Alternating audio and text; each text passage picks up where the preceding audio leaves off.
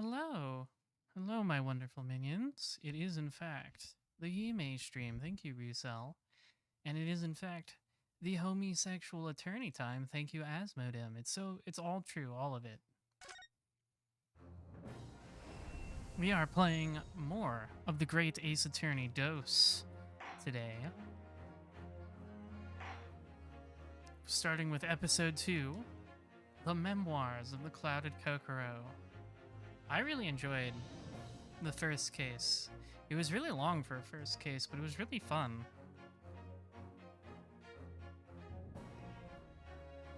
It was really fun for first case. It was really compelling because of how it connected to the first game, and being able to play as Susato on the lawyer's side. She was a lawyer. It was fun. It had many lesbian moments as well. Good for them. I really liked, I just really liked that whole case. It was very nice. It had some really compelling characters. I like that the murderer had more of a motivation, like kind of a pure motivation, I guess you could say, motivated by his sense of justice rather than some vice. I thought that was very compelling for a mystery. Yeah, I thought that was really fun. Anyways, let's just jump right into episode 2 here. The Memoirs of the Clouded Kokoro. I thought it was like Cloud Cuckoo, like Cloud Cuckoo Land, but I think that is a different thing. It was a ghastly tale of a winter's night. One of an invisible killer and a crime perpetrated on the pavement along Briar Road. Ooh. As the victim lay at death's door, the mystery of just who had stabbed the young lady from behind had been resolved. Yeah, this is like the case in the first game. My friend saved that Eastern Exchange student from his harrowing plight. Yeah. In the dim, flickering shadows of gaslight. This is referencing the first game's case with Soseki. I dare say most can still recall the sensational headlines of the day. Haunted apartment of death, the condemned criminal's curse, the dread demon of coal gas.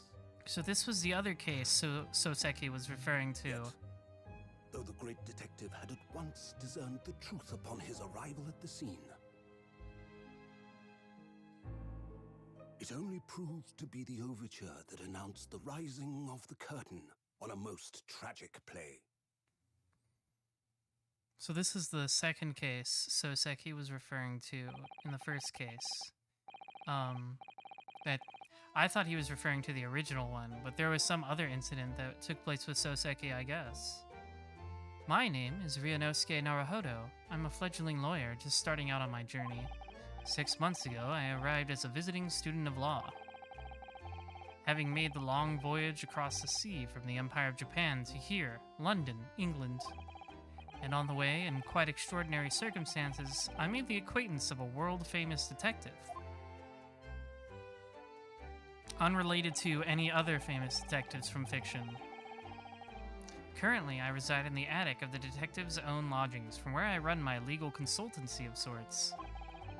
I've successfully defended a number of clients in Britain's highest court, the Old Bailey.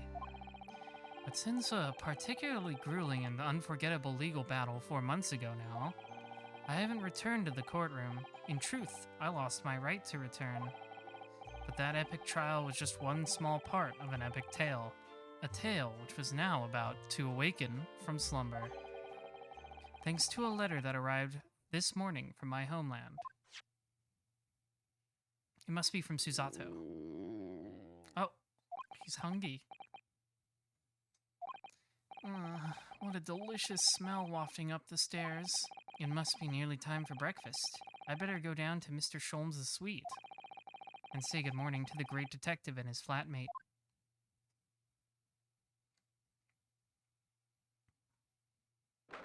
Oh god, I'm gonna have to remember my voice for Sholmes. I think I remember pretty well because I thought it was really fun to do. The 30th of August, 7:28 a.m. Sholmes' suite. Ah, Runo, good. I was just about to call up to you. The bacon's ready. Oh, I love some good old bacon. Who doesn't love some bacon? Good morning, Iris. It smells delicious as usual. Before we eat, though, I have some news. I had a surprise this morning. Shh! Not another word, Mr. Naruhodo. I think that was my voice. It was very fanciful. This could be just the abstruse thing for my pre-breakfast stagnation-repelling mental stimulation, my dear fellow. Morning to you too, Mr. Sholmes. Ah, yes, I see. Ugh, so that's it. No, please go away. Not so close.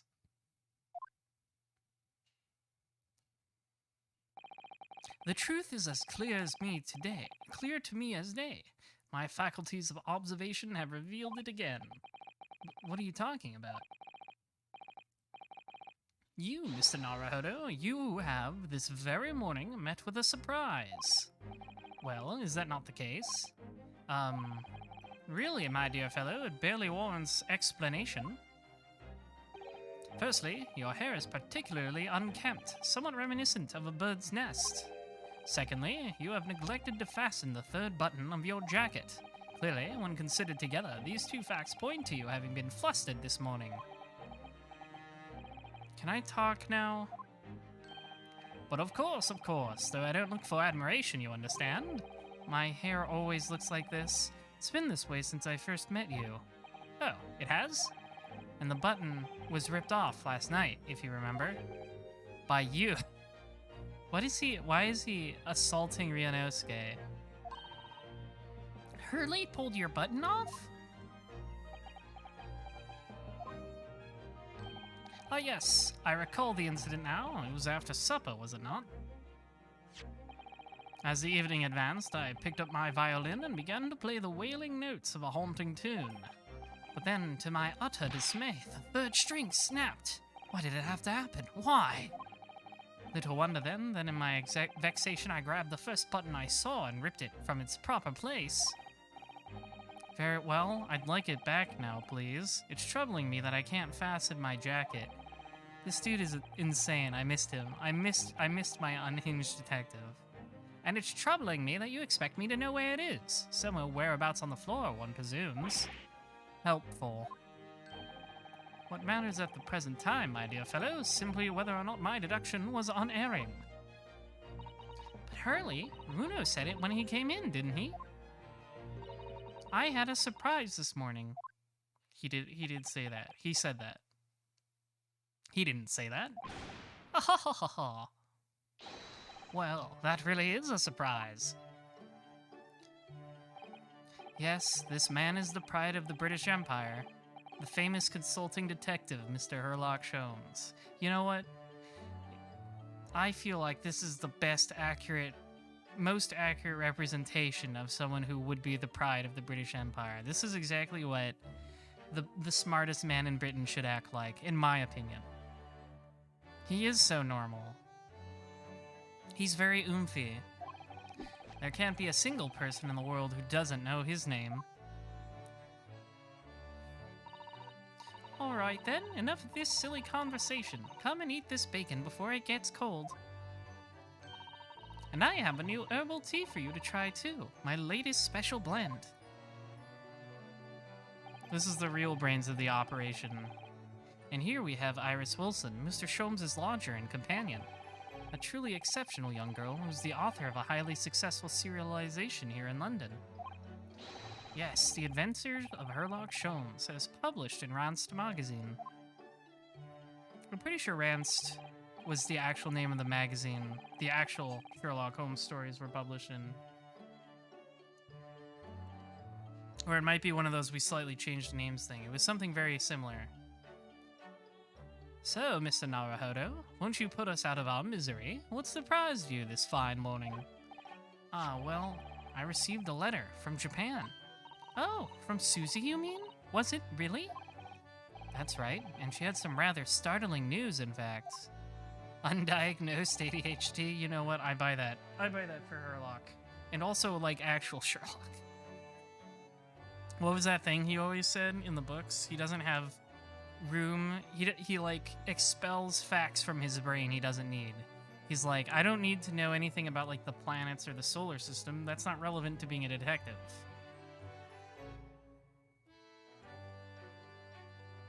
Ah, intriguing indeed. You must tell us about it all over breakfast. Oh yes, what fun. Okay, let us converse. Let's talk about Miss Susato's letter. This is the letter that arrived from Japan this morning, by international post. Oh, how lovely! Look at Susie's beautiful handwriting. I wish I could read it. And how is your judicial assistant faring, may I ask? She's very well, thank you. In fact, according to what she's written, she actually appeared as a lawyer at the Japanese Supreme Court and won a case. Ah, really? Oh, isn't she wonderful? A cut above your good self, my dear fellow. I've won cases too, you know. Apparently, Mr. Natsume appeared in the trial as a witness. Natsume. No, I don't recall that name. Of course you do. We helped the man twice. You know, in those 2 cases that took place on Briar Road 6 months ago. Ah, the mustache twitchy man with the somewhat feline eyes and the mustache. You said mustache twice. He didn't have 2 mustaches, Hurley. Yes, who could forget those 2 cases? They made a very deep impression on me. Although I must confess, the details are a little hazy now. A very deep impression they made on you, clearly. Let's talk about this news. What was in the letter? So, what was this startling news penned by Miss Susato? Do you remember the case of the haunted lodgings, Mr. Sholmes? Ah, yes. It's very interesting, you know. I don't feel entirely uncertain that a case of that nature did not occur. He's so normal. He's totally forgotten then. Anyway, in her letter, Miss Susato asks that we read over her case notes again and investigate further. Though it took place half a year ago, for what purpose? Because of something that Mr. Natsume said to her, apparently. He has suggested that the real reason why she was called back to Japan so suddenly might have something to do with that case of the haunted lodgings. So I guess we're gonna have a flashback?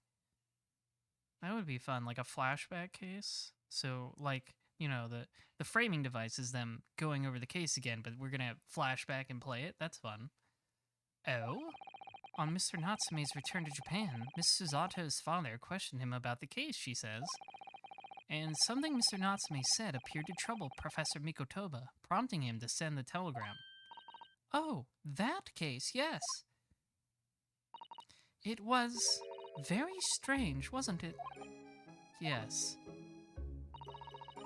And I had compiled the whole story into a nice, neat manuscript ready for publication, too. But then Hurley was all funny about it, remember? He was very mean. That story must not be published, he said, very mysteriously as well. Really? I said that? Are you sure? Show him stop gaslighting your adopted daughter. That's weird. Do you perhaps know something about it as well, Mr. Sholmes? About why Miss Susato was suddenly told 4 months ago that she had to return to Japan? Repatriation, that's a fun word. It's been 4 months now since we waved Susie off at Dover. It was such a shock, wasn't it? The way she just suddenly announced that she had to go back to Japan. Indeed it was, due to a telegram she received from her homeland, I believe. That's right, telling her to return urgently. Yes, because her father had passed away. No, it just said he was suffering from a high fever, the cause of which was unknown. He's not dead. But according to this letter, that news about her father's fever was just a ruse. Took on a ruse cruise. Literally, she went on a cruise to get back to Japan.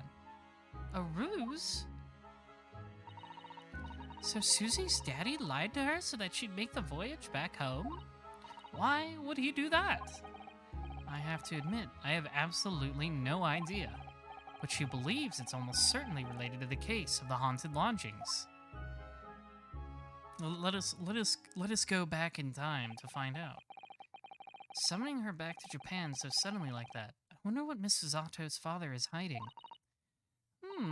Hurley, do you know what it's all about? Oh no. He's in his iconic hat. Well, who can say? What? But you said... Please, I have engagements, my dear fellow. My calendar is quite surprisingly full today. And a stringent analysis of that matter would be excessive, I feel, even if I were quite at leisure. So, man the fort in my absence, won't you, Iris? I will, Hurley, don't worry. See you later. I do. I love that little bow he does, it's so funny. He scuttled off rather quickly there. I'm definitely not keeping secrets from you. Goodbye. I think perhaps Professor Miko Toba isn't the only person hiding something here. Soseki-san was involved in 2 cases, but only one of them was forbidden from being published. By, of all people, Mr. Sholmes. Aha! I found them at last. Iris, are they? The notes about the case? That's right. Susie and I compiled them together. I like her drill ponytails that end in hearts. That's very cute, by the way. I've never commented on that, but I think it's really cute. The Case of the Haunted Lodgings. Do you want to read them, Bruno? Absolutely. Thank you, Iris. I have no idea what secrets could still be hiding in the shadows of this case, but perhaps if I read over the notes again, something might come to light. Yeah, I also like how she has like a little bow on the back, like it looks like a bow on a present.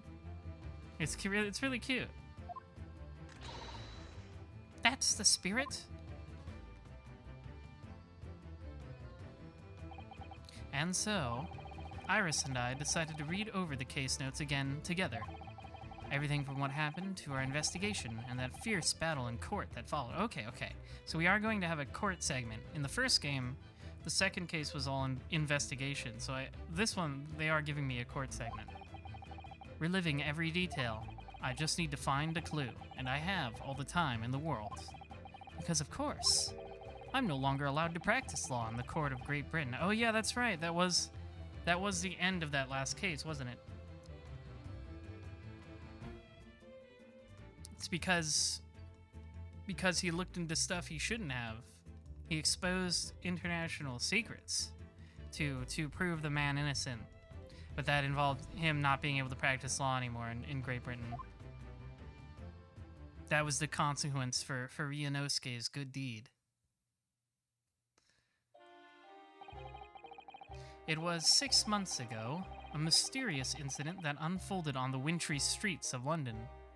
Yeah, it was because Ryunosuke technically committed perjury in the middle of that case, if I'm remembering right.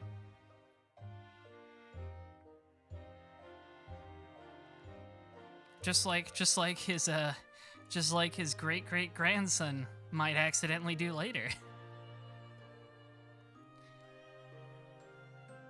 It's like pottery, it rhymes.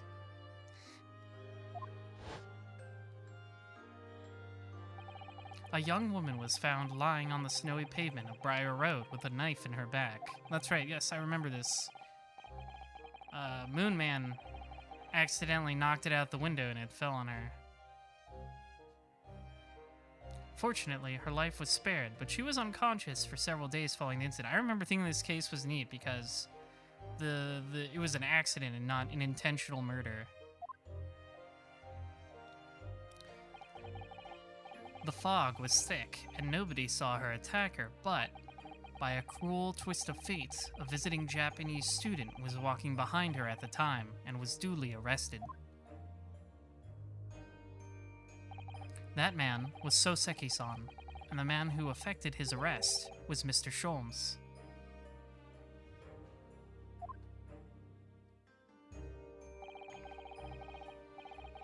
Yeah, I did like that little... I did like how McGilded shook Ryunosuke's faith in this whole process. I thought that was a nice little arc for him. Where the conclusion he came to was just like, well, it's up to me to choose which clients I believe in and which I don't. It's almost like a little more...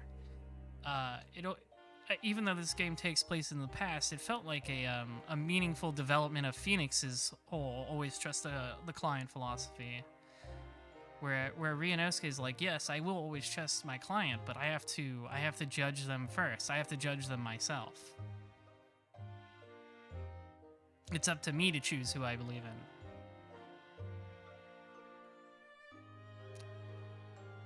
Right? Even though it really looked like Soseki did it, especially after McGilded's case,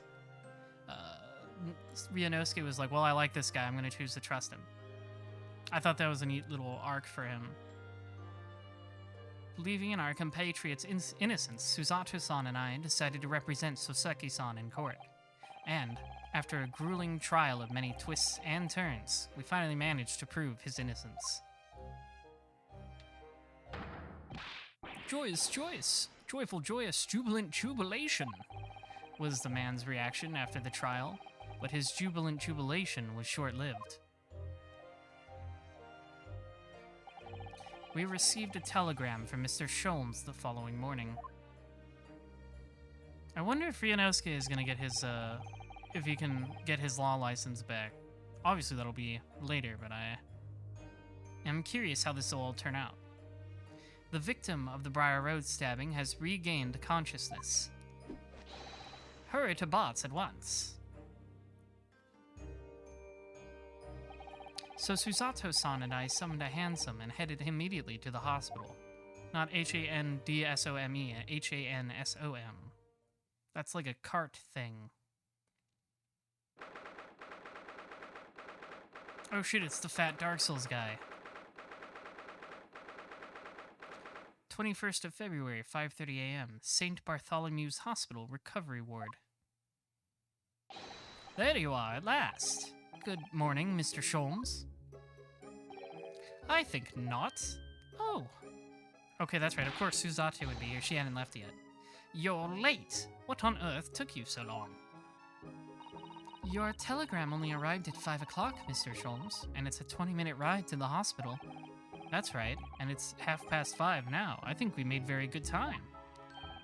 The time is utterly irrelevant. The fact is, I have been waiting for what has felt like an eternity.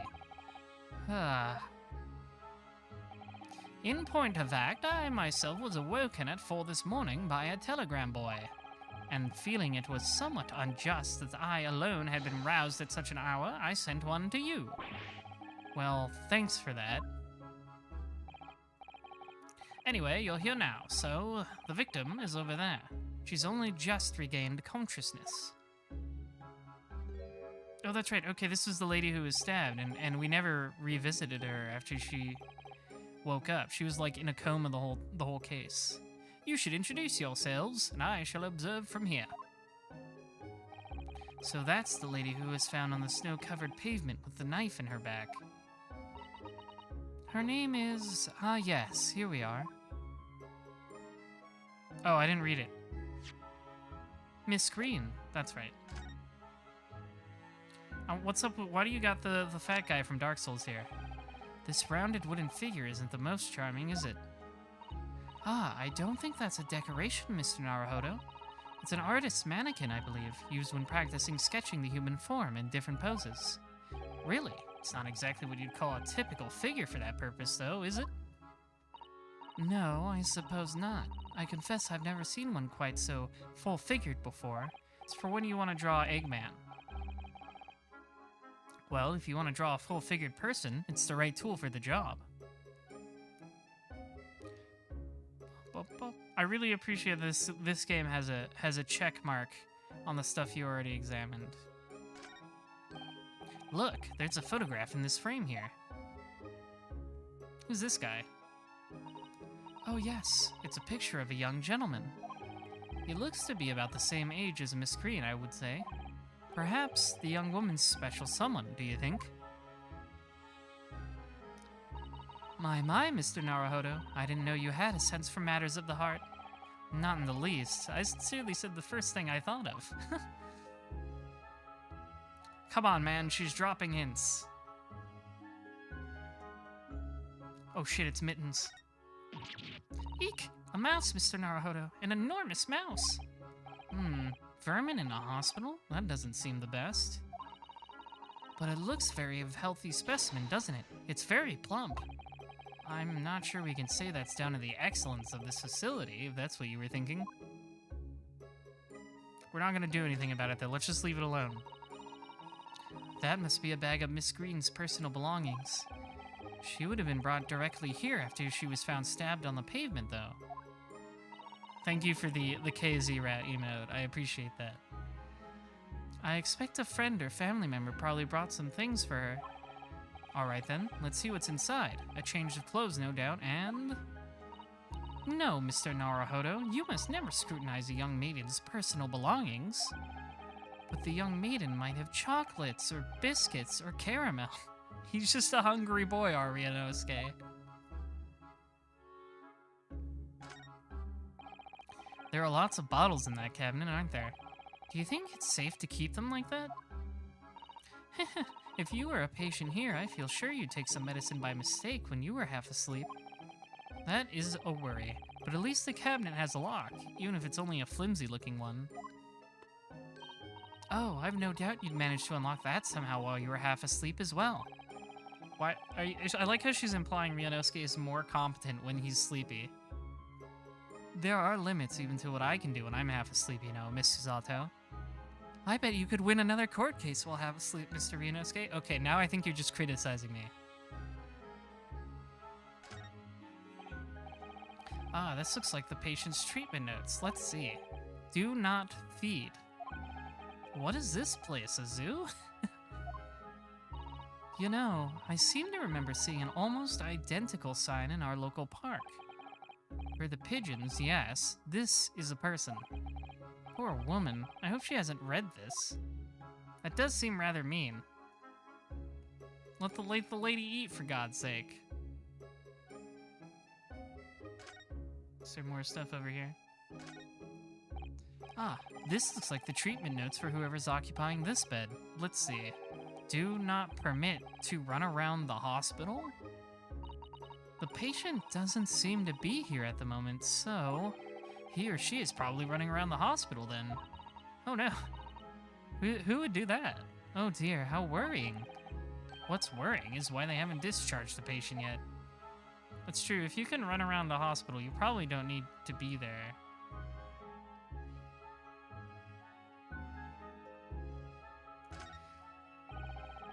There are all sorts of medicines in this cabinet, look. I'm not sure if it's safe leaving them in reach of everyone like this. Yes, you're right. I can imagine if you were peckish, you might try a whole bottle or two. That would be very unhealthy. Well, at least there seems to be a little lock to secure the cabinet doors. I don't imagine that would stop you if you were hungry. I worry that you'd break the lock. Hunger doesn't turn me into a criminal, you know, Miss Susato. Okay, let's talk to Miss Green now. Good morning. Oh god, I have to make up a voice for this lady. Alright, I'll figure it out. Hello, I'm, Ryunosuke Naruhodo from the Empire of Japan. Okay,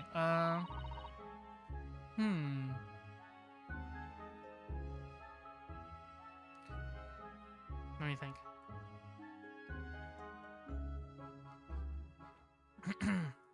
Oh no! Was it your knife that... Are you the man who... No, I'm a lawyer. And I'm Susato Mikotoba. Pleased to meet you. Oh no! Was it your knife then? Are you the one? No. I assure you, I'm Mr. Naruhodo's judicial assistant. We heard that you'd regained consciousness and wanted to come give you our best wishes. Best wishes? For me? Thank you. I'm Olive Green. I'm an artist. Well, no, that's not right, is it? What I mean is, I'm trying to be an artist. Well, what I really mean is, I desperately want to be an artist. But the truth is, I don't have any talent. I know I don't. It's no wonder I was stabbed in the back. I don't think that's related, actually. Gosh, this young woman seems to bend over backwards to put herself down. Don't phrase it like that, please. Seeing as we're here, we should ask her about what happened from her perspective, I suppose. Tell me about what happened to you. To suddenly be struck in the back by a blade as you were walking along the pavement. What a terrible experience you had, Miss Green. It was so cold that day, and the fog was so thick, I couldn't see a thing. That was 4 days ago now, I think. Is that right? Yes, that's right. I'm afraid you've been comatose all that time. But the case has been solved, hasn't it? Well, I've been here in the hospital, I mean. Indeed it has, my dear madam. Spectacularly, by none other than I, Urdoch Sholmes. Mr. Sholmes, as you well know, it was Mr. Naruhodo's hard work in court that solved the case. Ah, but I helped a little bit. Are you yet to hear what happened, Miss Green? Yes, I'm afraid so. A gentleman from the police force is supposed to be coming to fill me in shortly. Oh, I see. Me coming round seems to have made everyone frantically busy. I am so sorry. I should never have regained consciousness. It was selfish of me. This lady's got issues. Oh no, we're all so relieved that you're on the mend, Miss Green. Really, we are. With that kind of attitude, maybe her surname should be Blue, not Green. Well, she's wearing greens. This is how Ace Attorney works. You're either named after the clothes you're wearing, or you name something like M. Erder. So, you're an artist, are you, Miss Green? Oh, no, I couldn't possibly claim that. I'm a fledgling artist at best. I mean, I'm a student of art, really, at the Thorndike Academy of Fine Arts. Oh, that's like that kid from Sonic X everybody hates. You think he's teaching there? Is that what happened after Sonic X? He taught at a university? Alright, I'm sorry for talking about your friend M. Erder. I'm sure that's a real person. Oh my, an Academy of Fine Arts. Great Britain is such a wonderful country. Tell me, Miss Green, do you live hereabouts? Oh no, actually. I don't deserve it, but I have very little flat on Brixton Road. I see. How very interesting. Oh no! Is it? Brixton is some 10 stops away on the underground from here. Oh wait, the underground. Did they actually have subways back then, or is it just like... you just walk underground? And Thorndike Academy is a mere 3-minute walk from Brixton Town Centre. Does that matter, Mr. Sholmes? Perhaps not, but Briar Road is a far less salubrious part of town by comparison, dwelt in by those of inferior means, including the maleficent Mr. Moustache. Inferior means? I suppose Saseki-san does fit the bill. The London Underground is the subway, right? The subway system? Did they have that back then?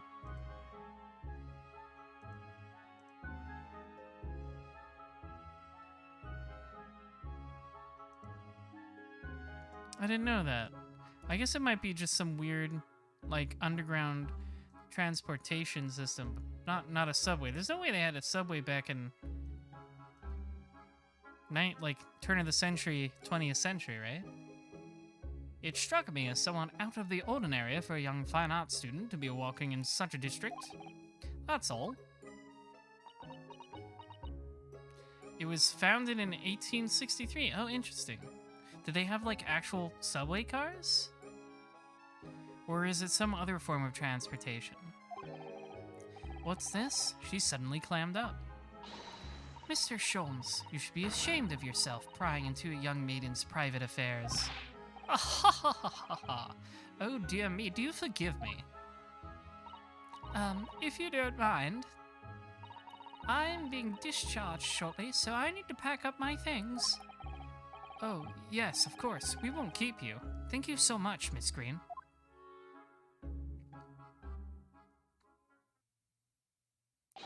Wah. Is there a Mr. Narrow Fodder here? Mr. Narrow Fodder, yeah? Narrow Fodder now? It always reminds me of those Simpsons bits. Or the one from Futurama. I need a icy wiener.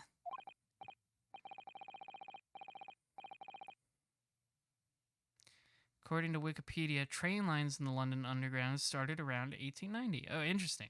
Interesting. I didn't think the subway technology existed back then. Was it actually underground? We're learning all kinds of historical facts already. Well, if you're looking for Naruhodo, the lawyer, that's me, but... Ah, Mr. Narafada, good. This is for you. It's a message from Mr. Saucy Nutsmeg. Okay, that one's totally lost on me. Mr. Natsume sent a message to me? But why would a policeman be delivering a message from Mr. Natsume? Exactly. What's going on?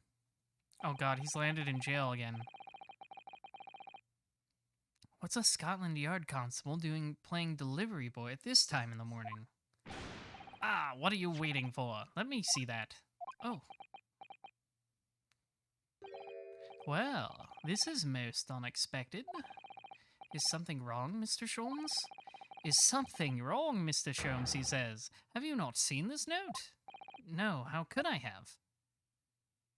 Yeah, you like, took it from him. It would seem that London's criminals have no intention of letting the great detective rest.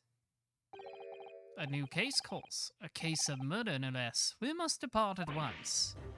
Oh god, not the murder again. Who got murdered and by whom? Mysterious.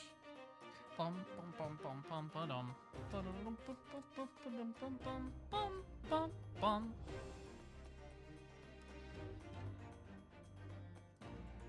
Oh no, not the murder. Murder? Call a cab. Time is of the essence. But the trouble is, we've yet to read Mr. Natsume's note. I was thinking we ought to pay him a visit in his lodgings when we did. That will be entirely convenient. Convenient? What do you mean? It's all here in the note, my dear fellows. The murder we must investigate took place at Mr. Moustache's lodgings. Wait, what? Again. I'll hail a fiacre at once. They have like so many names for taxis now. It was only yesterday that Soseki-san was in court, and we were dispelling doubts about his innocence. And now, the very next day, there's a murder at the man's own address? He may very well be the unluckiest man alive. Or so it seemed to us at the time, but we were soon to discover it was worse than we thought. Is he gonna get blamed again? Is he gonna be a defendant for a second time? The 21st of February, 7:18 a.m. Mr. Natsume's lodgings. Ground floor. Oh god. It's that guy. The fucking weird clown man. What on earth? Oh my. The gentleman is deceased without question. He's dead. Locum student Mr. Naruhodo, Esquire. Mr. Natsume. Oh, why? Fiacre is just a carriage hire. I have no idea how to pronounce it is my problem. There's like, they've said use like 5 names for carriages you can ride on as like taxis. Oh, why? Why is this happening? Why to me? I've only just got out of court. Yesterday, I was finally home after 2 days of misery. And then I wake up the next day to this. No early bird should catch a worm like this. Woeful worm without wiggle. I see you in high spirits again this morning, Mr. Moustache. Ah, not the horrible hair-locked Sholmes. Shoo, shove off. Show yourself the door. I never invited you.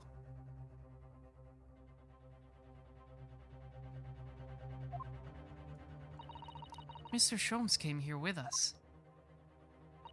I'm quite sure he'll be able to help you, Mr. Natsume. I am entirely at your disposal, Mr. Moustache. What can I do for you? Oh god, it's him. The man who's shaped like a thumb. I gotta remember what my voice for Gregson was. You're losing your mind at how a clip from an animated Green Lantern movie was flagged for kids despite... Oh, is that the new one? With, like, Jon Stewart? Weird that they would do that. I remember it having, like, some blood in it. What was my voice for Gregson like? Oh my god. Let me think. No, it's older? Oh, I don't know then. Here they are already, the busybodies. Ah, Inspector Gregson. What a pleasant surprise. Yeah, he's got his fish and chips. Pleasant, isn't? Gives me heartburn every time I see your face at a crime scene, Shawns. Ha! I deduce, Inspector, that your heartburn is a result of your excessive consumption of fried food. Good morning, Inspector. This is a crime scene. Don't you go touching anything. Or good morning to you too, Sunshine. Oh boy, everybody's upset about everything. Somebody's dead. Let's examine what's all the stuff going on in here. What is this nonsense? Oi, I said hands off. You're gonna mess up me crime scene. Oh, no, I just wanted to look, that's all. Yeah, I wish I had an infinite bag of fish and chips, honestly, but that'd be bad for my health. I gotta keep my girlish figure, you know? I do love some good fish and chips. No chance. I know your kind. You'll mess it up just by looking at it. Someone's in a bad mood. There's certainly some bad air in here, isn't there? Ah ha ha ha ha ha. Alright, it sounds like I'd better talk to the inspector first and try to curry some favor. Alright, we'll talk to Gregson. So, Inspector, what was the victim's name? Who was he? Mr. William Shamspeare. He was a lodger here. Of course it's fucking William Shamspeare. Of course that's his name. What else would it be?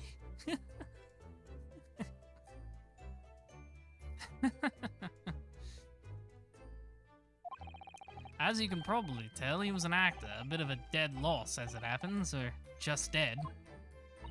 Mr. Shamspeare. It was the landlord, old Mr. Gyaradab, and the other lodger, Mr. Natsume, whom found him. The fella didn't rise at his usual hour, so Gyaradab got worried and kicked the door down. Oh right, the war hero. But, doesn't Mr. Gyaradab have a bad leg? Yeah, the Moon Man. Oh yeah, you're right there. It was our jittery Japanese hunchback over there who actually did all the kicking. Really? Soseki-san? The victim was pretty hard up, it seems. Even done some time inside for petty crimes. He had no money, no place to go, and no friends. His only acquaintances were the people in this house. Miserable life and a miserable end to it. So, what exactly is Mr. Natsume still doing here? He's not involved in the investigation, so shouldn't you have sent him away from the crime scene? Okay, well at least Soseki doesn't appear to be the defendant this time. Because if he was the suspect, he wouldn't just be hanging out at the crime scene. I guess there's still time though. Well, I'm not saying it's because the fella looks odd or anything, or that he acts suspicious. But I thought it would be prudent to take a statement from the cohabiter. Oh boy, here we go. You nearly said culprit there, didn't you? Oh dear. Mr. Natsume appears to be under suspicion again. It certainly seems that way. He does just come across as such an odd fellow, doesn't he? Poor man. How unfortunate. Anyway, I can't say much until the coroner gets here. But I don't think the fella's been gone that long. The body's still warm. Even if the inspector would allow it, I don't think I could bring myself to touch a dead body. Yeah, let's not do that. That would be gross and weird. Bum, bum. Why does this all have check marks on it? I didn't investigate any of this stuff. Is it just because... Oh, okay, yeah, he won't let me touch it.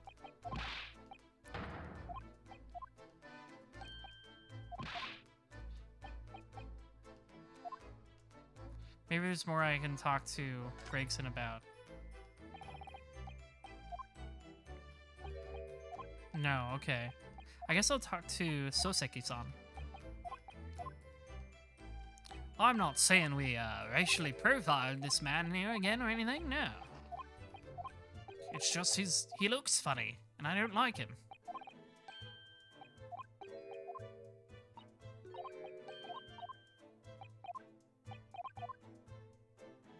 Okay, we'll just talk to Natsume. What a terrible thing to have happened. It's only been 3 days since I was arrested for the incident on the pavement outside. And then, having finally regained my freedom, it starts happening all over again. Endless existence of excruciating experiences. So, the victim lived here on the ground floor, and your room is just 1 story up, isn't it? Yes, that's right.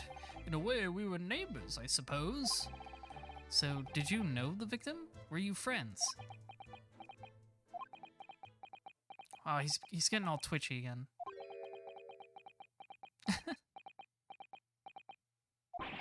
What's the matter with Soseki-san now? It was an innocent enough question, wasn't it? Why does he seem so shaken by it? Well, I suppose he wasn't a complete stranger. But he didn't ever invite me to his room? Never. On my honor, I swear it.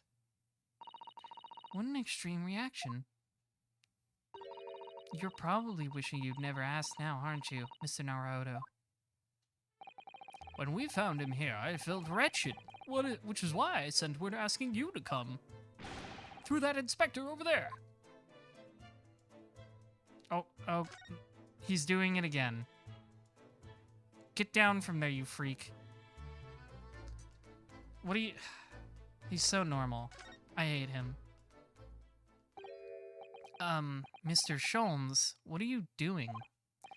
Ha! You need only observe to know it, my dear fellow. Investigating, naturally. There's nothing natural about that pose. Mr. Sholmes, have you made some miraculous discovery? Patience, my dear madam, patience. We've not been here in this room for 5 minutes. So far, all I've managed to deduce is what actually happened. I hate him so much. My goodness. But isn't that everything we need to know, Mr. Sholmes? Now that you propose the idea, I believe one could indeed see it that way.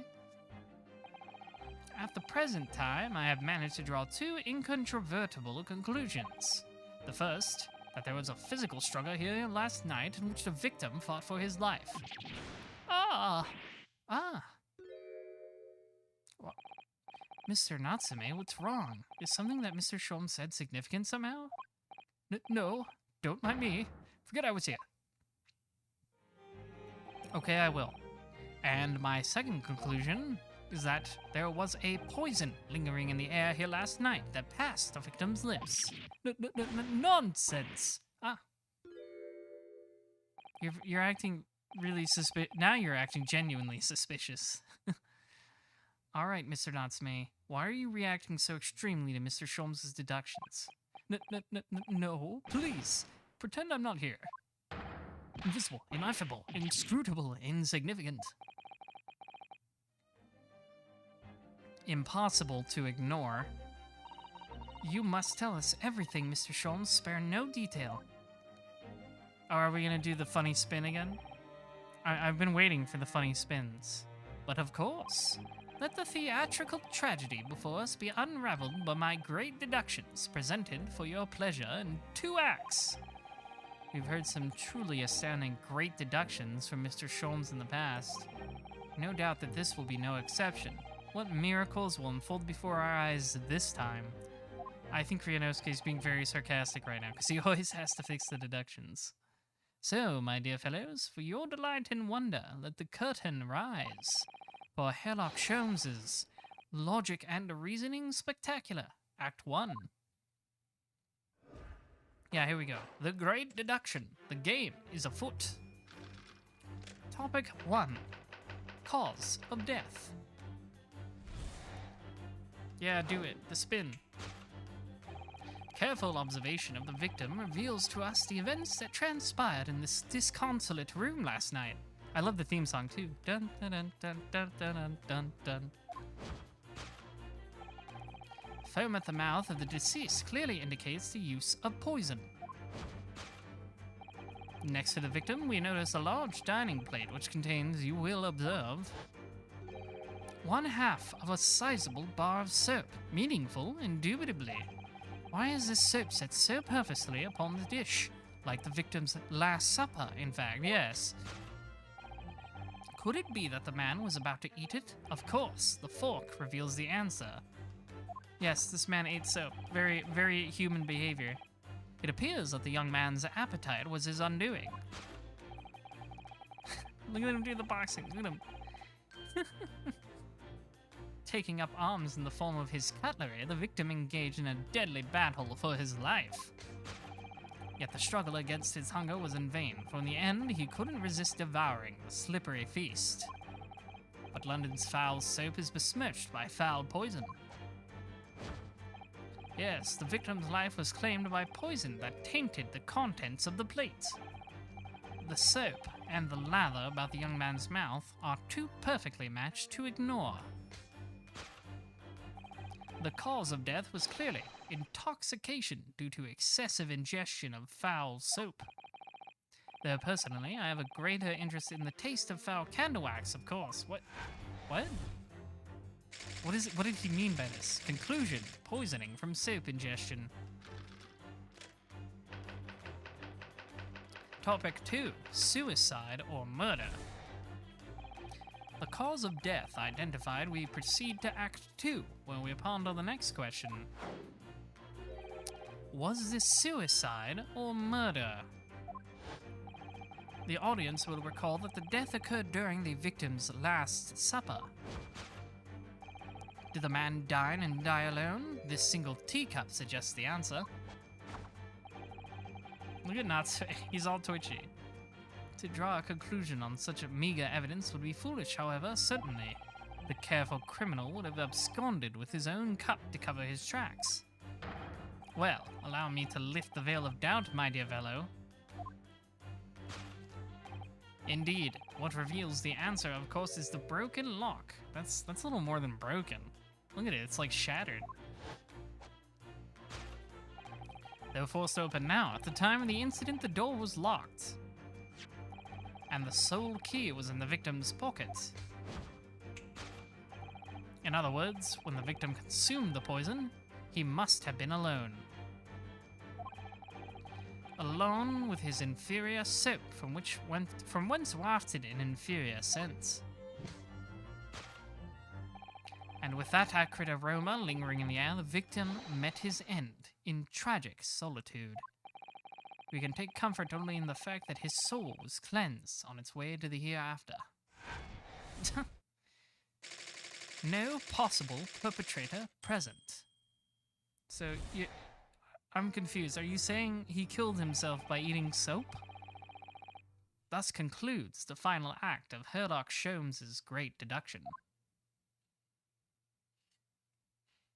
Yes, he killed himself by eating soap. It's all so simple and something a person would do.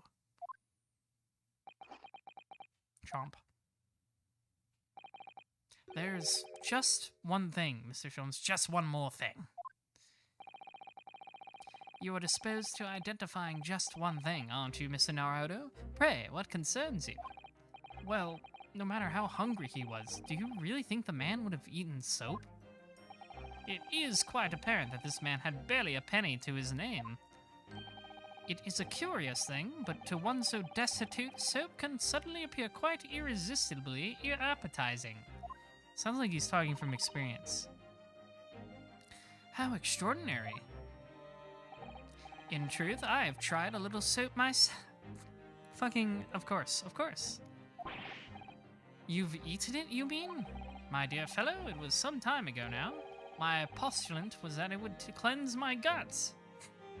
What a freak. And did it?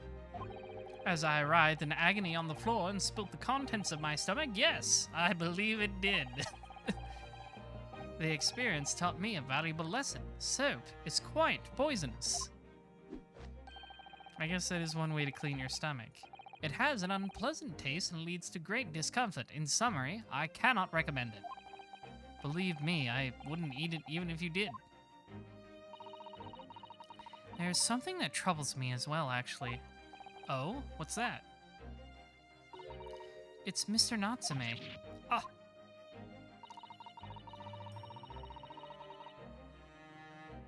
I couldn't help noticing him shuddering and quivering out of the corner of my eye, almost as if Mr. Sholmes' deductions touched a nerve somehow. Nonsense! Well, that clenched teeth episode didn't last. I think, judging by Mr. Natsume's reaction, the great detective's deductions may need some gentle corrections in order to reach the actual truth. Yes, Mr. Sholmes' observations and deductions are sometimes a little too sharp. He has a tendency to hit the nail on the side of the head and drive it in at an obtuse angle. When he does that, it falls to us to straighten things out. So that's a charitable way to put his deductions, I think. It's more like he approaches the target and then suddenly veers off at 90 degrees. You've eaten soap before? It was in the past. People change. Well, alright then, let's see what we can do. Yes, we must pick out the key words in Mr. Sholmes' quite brilliant deductions, and discreetly exchange them for something that makes a little more sense.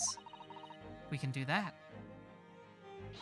I'm sure we'll arrive at what Mr. Sholmes meant to say in the first place. Yep, that's how it works. In that case, are you ready for the second performance of the day? Once again, my dear fellows, for your continued delight and wonder, let the curtain rise. For Sherlock Sholmes' Logic and Reasoning Spectacular, Act 1. Course correction. Hold it, Mr. Sholmes.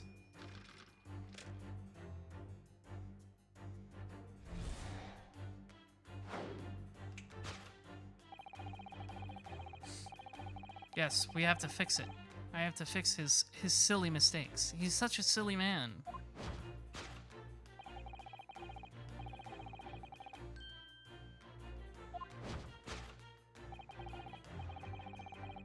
Yes, he's saying he was poisoned because he ate some soap, which is a thing people do. It is weird that the soap is on the plate, though.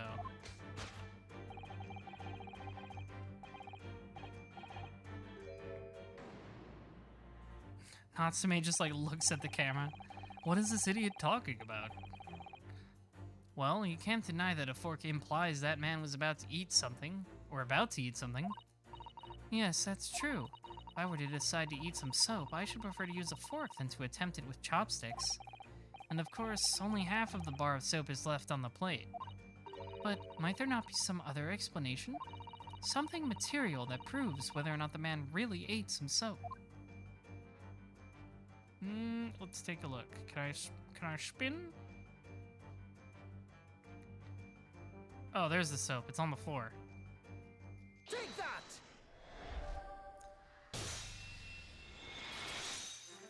It's just on the floor. Sherlock Holmes, or I'm sorry, that's not a character in this game. Sherlock Sholmes doesn't know how to look down. Could it be that man was about to eat it? Of course, the other piece of soap reveals the answer. It being the other half of the soap on the table. In short, the victim was not eating soap at all. But it's obvious, really, for no depths of hunger could drive the any man to attempt to eat soap, which is not at all what I just said a minute ago. Even I, with my unquenchable thirst for practical knowledge, took only a single bite. I only took one bite. Doesn't count. But that begs the question of how the man was poisoned, because there's no sign of any food on the table. An excellent observation, Mr. Naruhodo, and one that furnishes us with the answers we seek. It's the 5-second rule.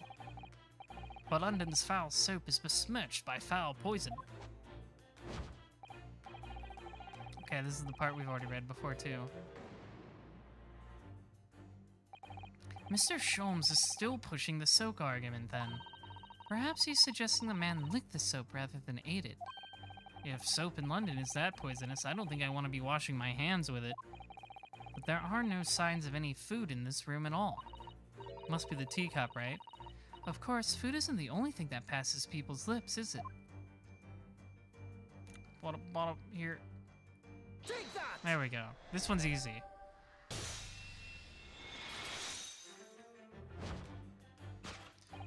Yes, the victim's life was claimed by poison that tainted the teacup. Indeed, cups have been the vessel of choice for practicing poisoners over the centuries. And it would appear that this victim drank every last drop. There's no sign of food anywhere in the room. Oh, let me hop in. Don't turn the camera away from me. Which leads us to the immutable conclusion. The cause of death was clearly intoxication due to the ingestion of poison contained in the teacup. Conclusion: poison in the tea. I solved it. Okay, on to topic 2. I always love how it's like, ah yes, that's what I meant all along. I solved the case, me.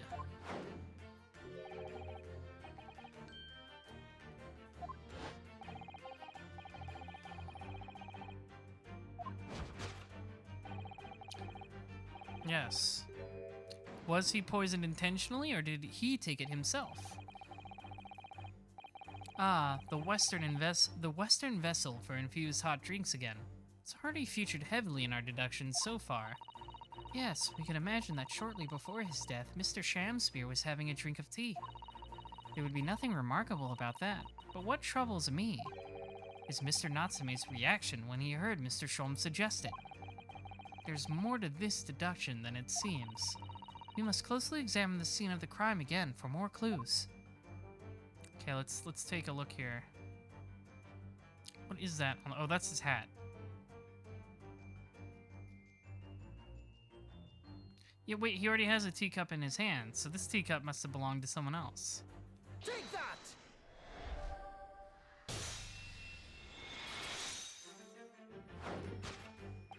Did the man dine and die alone? This other teacup suggests the answer. Yes, there were 2 teacups in this room all along. Ah, in other words, this is a strong indication that at the victim's last supper, there was a guest present. His silhouette was very distinct.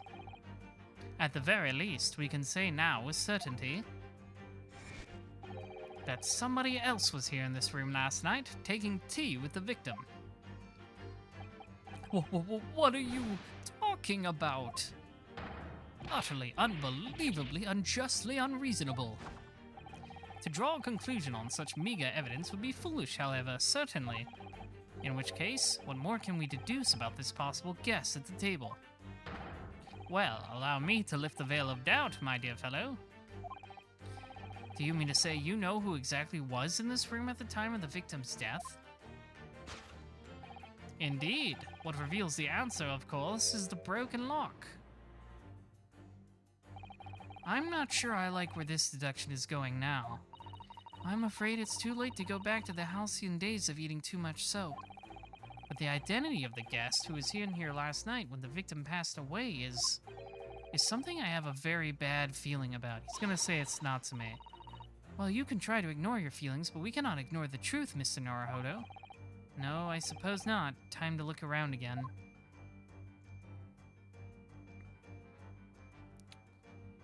Empty bottle. Pile of books. Is there anything else? Candle. I'm gonna say it's the books, probably? Take that!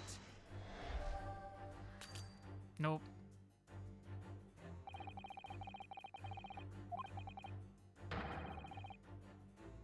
No one man could read 3 whole books.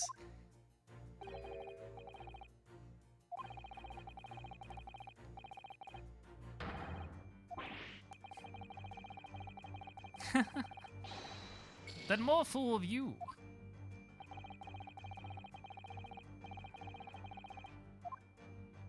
Okay, so it wasn't the books. There must be something else I'm missing.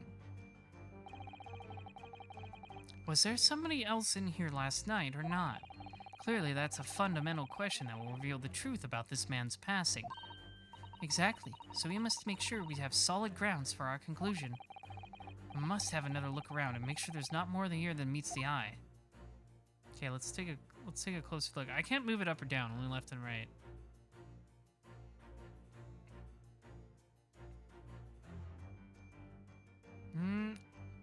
The candle doesn't make sense.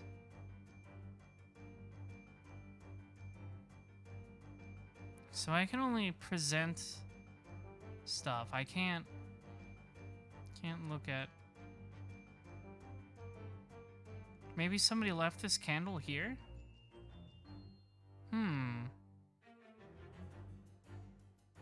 Maybe it's the empty bottle, right? Because he couldn't have drank and all that alone? Take that! Oh, no. Okay, it must be the candle. We can conjecture that this bottle may possibly have been brought here by a guest. And we can further conjecture that the guest's visit may possibly have occurred last night. Oh, I love conjecture.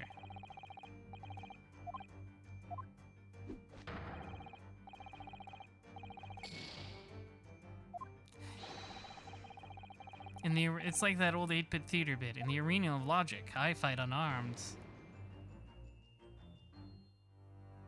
Okay, it has to be the candle then. Somebody must have brought that candle because it's on a little tray thing that you can carry. There you go. No? What else am I missing?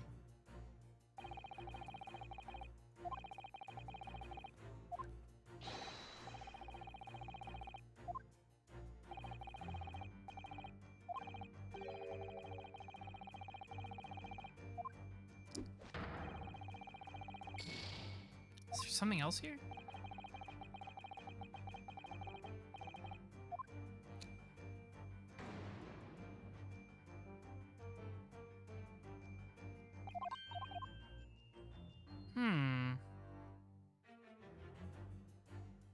What am I missing here?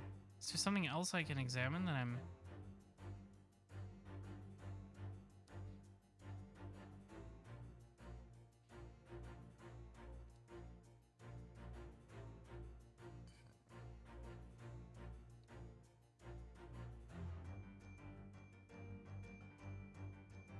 What am I missing? What am I missing here?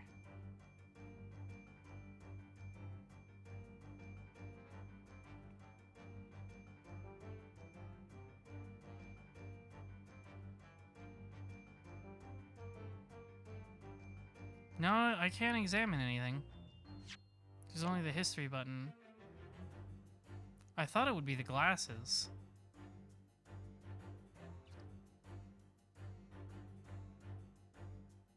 Take that! Is it... Okay. I don't... What am I missing here?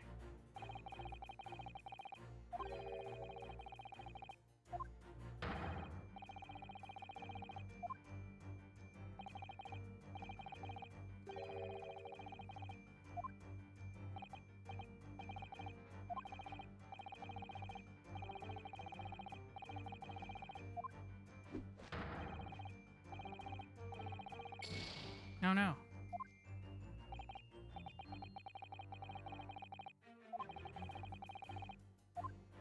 What am I missing?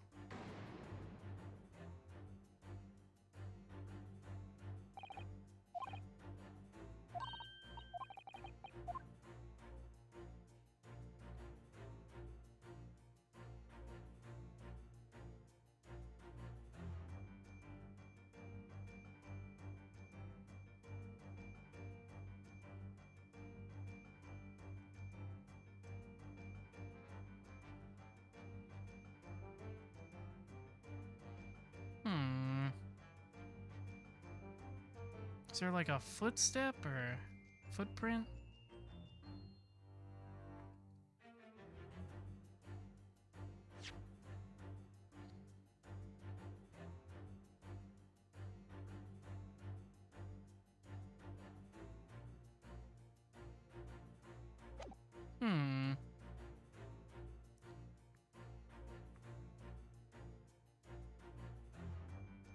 What am I missing here?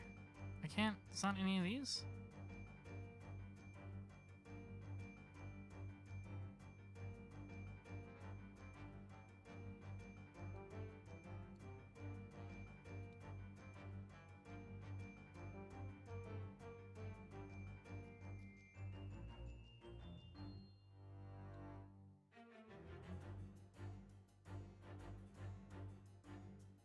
Can I not turn the camera more than this?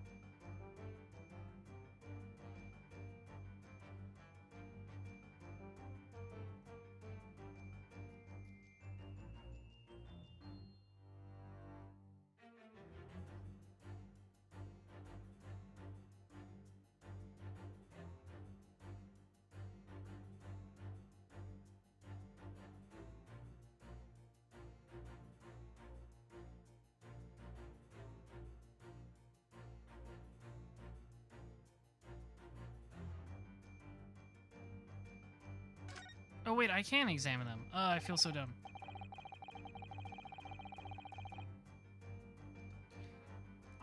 There's just not a prompt for it. That's silly.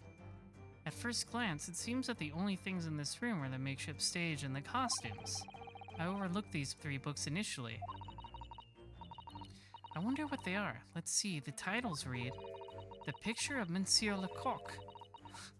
Dudes be out here named Lecoq.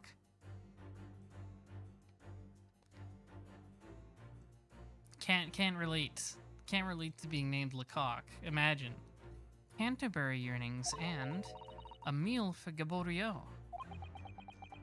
Those are parodies of real book titles. Wait, I'm sure I've heard these titles before. It could just be an incredible coincidence, but they're the exact same 3 books that Mr. Natsume purchased the other day. Yeah, they are. What? Yes, on the day of the unfortunate incident when Miss Green was stabbed. Soseki-san had just been to a bookshop and bought them, that's right. You think Lecoq gets along with Debussy? Oh, absolutely. I think they know each other intimately. And now they were best friends, some people say. You know, Debussy was a pianist, so I've heard his finger game is immaculate.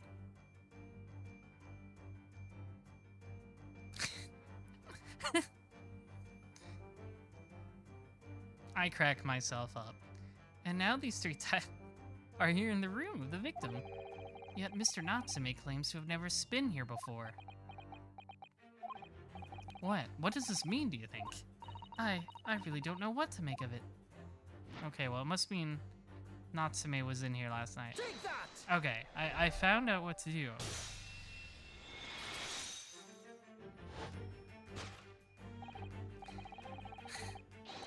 Indeed, what reveals the answer, of course, is the pile of familiar books.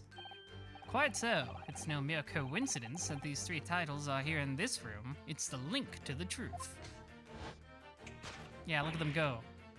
I love it, guys stuff. Only guys will understand pointing dramatically at the person you think committed a crime. Ah! That's only thing, that's a boy thing. Girls wouldn't understand. Dudes do rock. Mr. Natsume, you purchased 3 books 4 days ago at a second-hand bookshop. Well, that's just a coincidence. In that case, you will be able to bring the same 3 book titles from your own room, will you not? This very moment. Okay, so Soseki is going to be defended against again. No, never. Non-negotiable. If you can't bring your own copies here, it proves that these 3 books are, in fact, yours. Spion. Having purchased the books 4 days ago and returned to your lodgings, you were arrested the very next day. So you could conceivably have brought the books here on that evening, but you never mentioned that. In other words, you could only have brought these 3 books here to the victim's room. Snap, snap, snap, snap, snap, snap, snap, snap, snap, snap, snap, snap, snap. That's really funny. I love that. Last night, having returned to your lodgings after the trial concluded at the Old Bailey. I love the presentation of these scenes. They're so cool.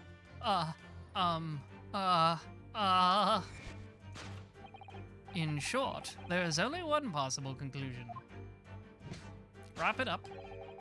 The victim died here in this room last night as a result of poisoning. And that same night, the victim had a visitor. And that visitor... Stop interrupting me. Yeah, do the spin. Spin! Was you, Mr. Soseki Natsume. Thus concludes the final act of Sherlock Holmes's great deduction. Conclusion? Soseki Natsume at the scene. Yeah, that's already way more fancy than the first games. I thought the first game's deduction scenes were really cool, and this one, like, ups the ante, like, immediately. It's great. Not again, not again, not again, not again. Well then, Mr. Natsume. It would appear you're gonna have to accompany me down to the yard. Again. But wait! Hold your horses. Yes? Door, key, locked. Entry, exit, entirely impossible. He's so flustered, he's being even stranger than normal. What, you think that's an alibi? You could have just made a copy. What? You live in the same building, after all. You'd have plenty of opportunity, I'm sure. But... Misery me. Sorry, sir. You'll get your chance to give your side of the story later.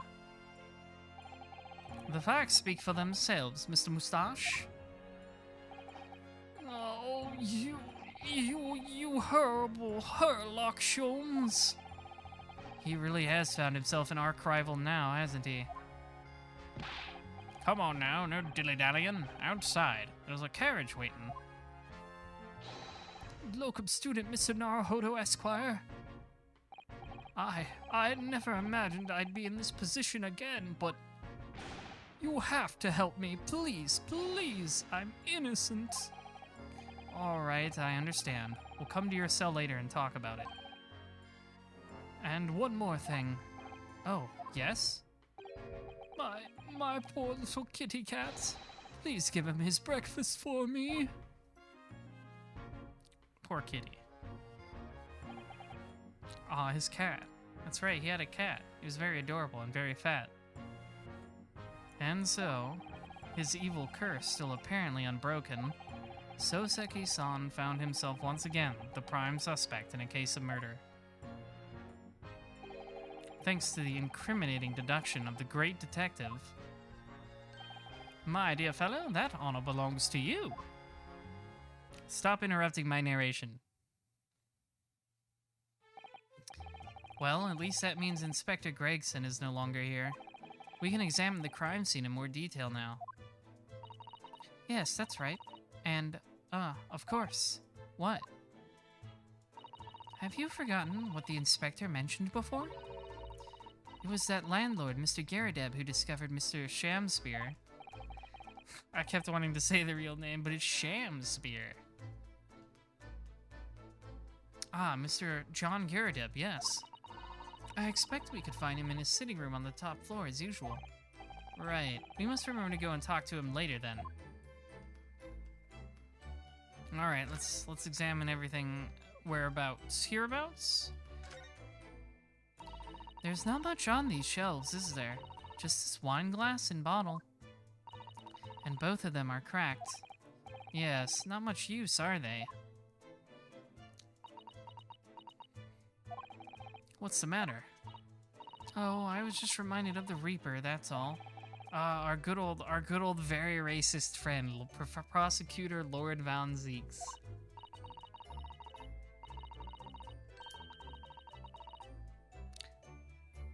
Yes, he's so reckless with his wine glasses. I was thinking it's a waste and that he should donate some to the needy. He does have a habit of just throwing them over and over again. You can suggest it next time we meet. What have we here?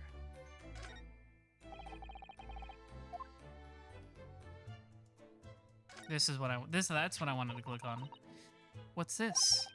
It looks like a part of an envelope, I think. Yes, I think you may be right. Perhaps it was torn off when the letter was opened. Is that significant? Well, it's a little out of place, perhaps, when you look around the room. There's no sign of a letter, or the rest of the envelope, in fact, is there? Ah, she's right. And yet, here we have the torn off end of an envelope. It just strikes me as unusual. I agree. We'd better take this, just in case. Torn off end of envelope. I ripped a piece of an envelope that was found in Mr. Shamsphere's room. The rest of the envelope could not be located. Bop, bop. Okay, what's this? His frippery. Look at these extravagant, bright costumes. Somehow they look out of place in this room with its grim, shady goings-on. This one looks like a king's attire. A king? I've always dreamt of being a... This is a new one. This is a new one, Ryunosuke. Oh, I think you'd be more suited to a feudal lord, a daimyo or such like. With a chonmage topknot? Every Japanese wishes he had a chonmage. I hope I'm pronouncing that right. Oh, you'd look wonderful with one, and you already have the sword. Can you imagine what would happen if I walked around the streets of London with a chonmage and a sword? That's true, that would be troubling, probably. Bricked up window. As we've seen from the outside, the window is completely bricked up. A vestige of the former window tax that Britons had to pay. What strange things they used to tax in Britain. I mean, making people pay for the number of windows they had in a property? It's extraordinary. It's almost like the royalty wanted to keep the lower classes destitute or something for some reason. I'm gonna want to do that.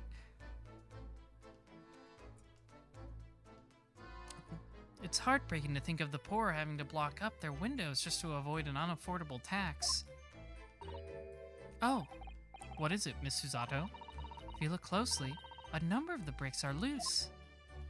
Ah, this could be how someone could have gotten in and out with the door locked. But never mind, there's just more soap in there. That's not big enough for a person to get out. Oh, yes. It looks as though an amateur has broken out a few of them just here. Was it Mr. Shamsphere who did it, I wonder? Being the lodger renting this room. Ah, look at this, Mr. Naruhodo. On the outside, there's a little ledge. And there's something on it. What, outside? More soap.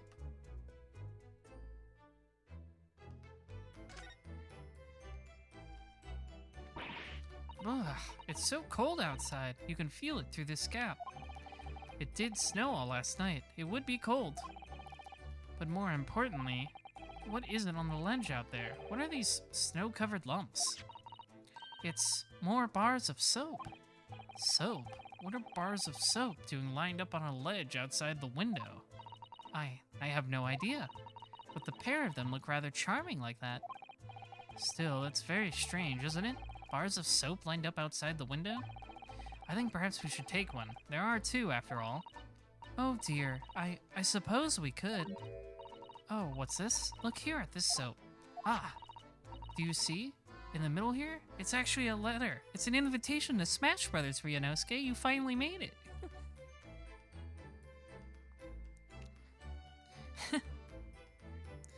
Do you see in the middle here? There's a patch that's a different color. It's sort of transparent, but some sort of fancy design, I suppose, only in Great Britain. It looks like the Hinomaru flag of Japan, doesn't it? How wonderful. It's probably a very expensive brand. Expensive? Then what's it doing in this ramshackle old room? a cheap bar of soap that was discovered just outside Mr. Shamspeare's window. It's one of 2 that were found there. The Smash Brothers soap. What have we here?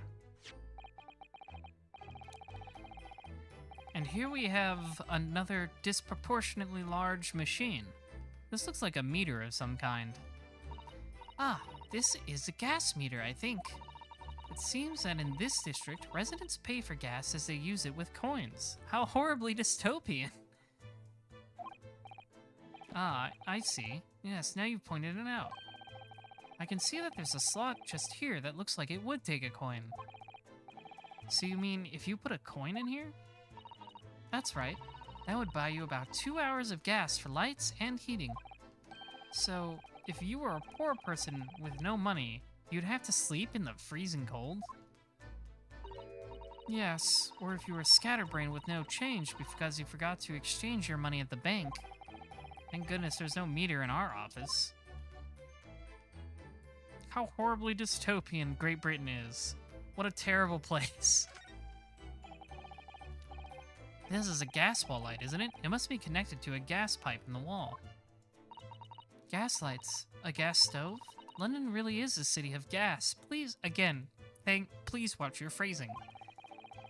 But now that I think about it, Mr. and Mrs. Gyaradab had an open fire on the top floor, didn't they?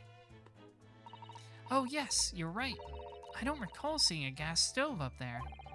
Well, I much prefer a real fire anyway. It's so much cozier. Ryunosuke likes that cozy life. This is some sort of makeshift stage, I think, isn't it? Where does the audience sit, though, for the nightly Shakespeare performances? As opposed to Shamspeare, no relation. Actors aspiring to the great stage must practice their art, Mr. Naruhodo, with or without an audience. In fact, on a related note, perhaps you should set up a mock bench for the defense in your office. What? Then you could practice your art every single day. I'll think about it, if you promise to don a beard and play the role of the judge. Well, if that would help you achieve your goal. This I have to see. Well, we know she's already good at cross-dressing. Just put the beard on her. Is there anything else? I think it might just be the Deadman.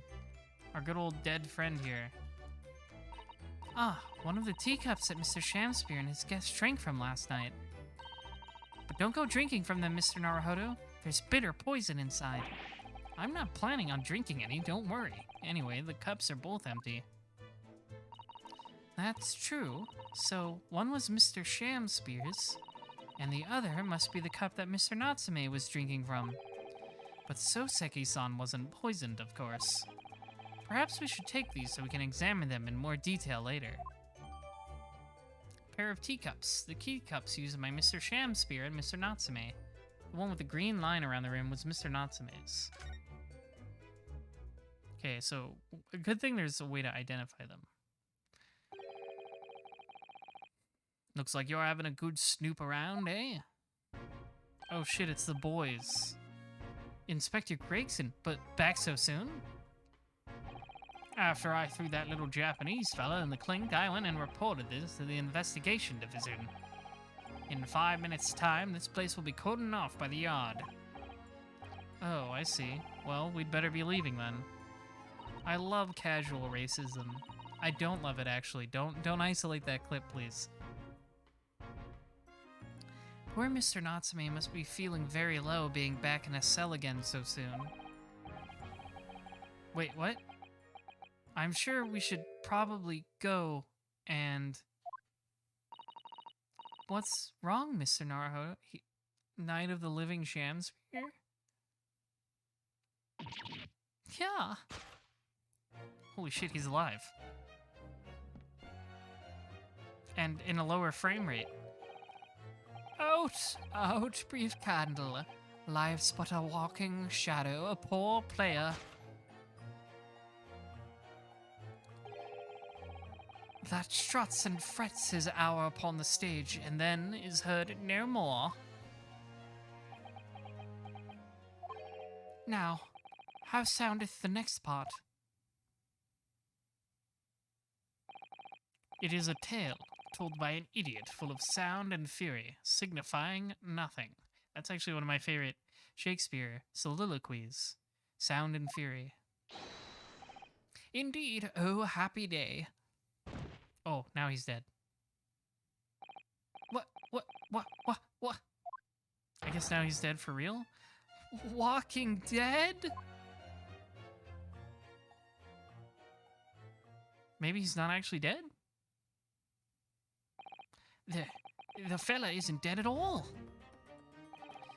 What was that nonsense he was saying, though? I think, yes, it was from William Shakespeare's Macbeth. A soliloquy from Act 5, Scene 5. Shakespeare. I like how we have... I thought this would just be another funny name change, but no, it's just Shakespeare and Shamspeare. So it was that the victim, Mr. William Shamspeare, came back to life. If the man had indeed been poisoned, it transpired that it hadn't killed him. He was taken by emergency carriage to a nearby hospital for treatment, and Inspector Gregson evicted us from the scene of the crime, whatever that now was. So it's another, not a murder. Interesting. I'm very interested now. I really like when Ace Attorney mysteries break out of just the standard murders. They're like murders 90% of the time, and then like, here's a weird one. 21st of February, Briar Road. Who's that guy with the chin back there? Whatever do you think will happen now? Good question. What a strange situation for Mr. Natsume. Arrested for murder, but then the victim comes back to life. I think perhaps the victim was never dead in the first place. It seems very likely that Mr. Shamspeare did consume poison, as we deduced.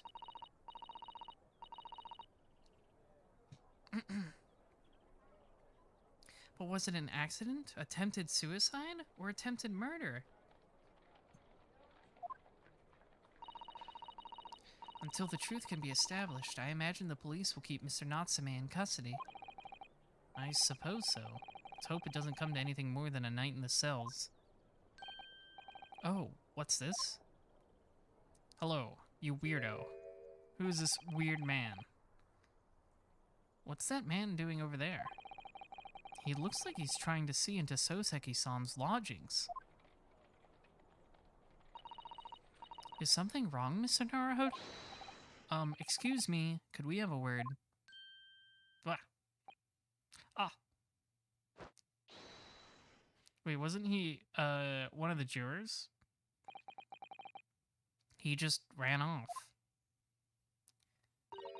I feel sure that I've seen that man somewhere before. Where was it? I do too, but I don't remember. Oh well. I'm sure it won't be important. What is here? With the exception of the top floor, where Mr. and Mrs. Gyaradab live, all the windows are bricked up. Yes, that's because of an old window tax that was charged on the number of windows a property had. In order to pay less tax, the poor members of society filled in many of their windows. But the tax has since been abolished, hasn't it? So the windows could all be opened up again, surely. Unfortunately, it would appear that the residents of this district can't afford to pay to have the work done. Yes, that is a sad state of affairs. Especially for people like poor Mr. Natsume, who have to live all cooped up in a windowless room. I suppose that's the price you pay for living in very cheap accommodation. It all seems rather pointless when you put it like that. The Gyaradab household and Mr. Natsume's lodgings are in a prominent position here on the corner. Sometimes when I look at the building, I can't help but feeling that it's a bit of a slant. It does rather look as though it would collapse in even the smallest earthquake, doesn't it? And isn't it supposed to be haunted as well? I think I might have a hunch as to why Soseki-san has such a haunched back. Great Britain is just hell on earth, that's what I'm learning. There always seems to be a bicycle outside the Gyaradab Residence.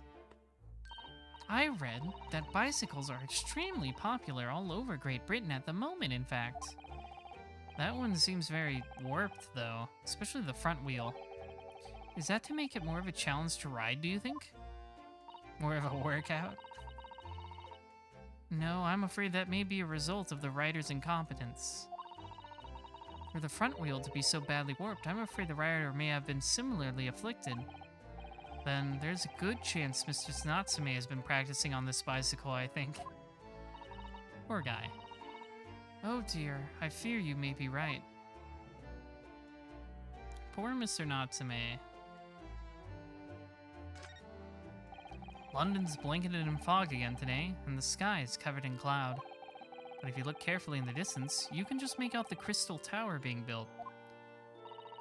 Ah, the Crystal Tower, yes. The centerpiece of the great exhibition that's to open in 6 months' time. I'm sure it won't be the site of a grisly murder later. It's definitely not foreshadowing, since the first game. Everyone's talking about the great exhibition of London at the moment, it seems. Well, it's to be the largest event of its kind anywhere in the world, with technology and scientists from all over. I can't wait for it myself. Do you think visiting students from the Far East like us will be granted entry? The last great exhibition that was held in London had more than 6 million visitors, it seems. And this time, the British are determined to make it an even bigger success, to outdo the Paris exhibition. I see. That's an incredible number of people. That's where they unveiled the Eiffel Tower, right? They built it for that exposition, I think. And with so many people expected to attend, we should easily be able to slip in unnoticed. There's always the honest approach of buying tickets at the main entrance, Mr. Naruhodo. No, that's for suckers, though.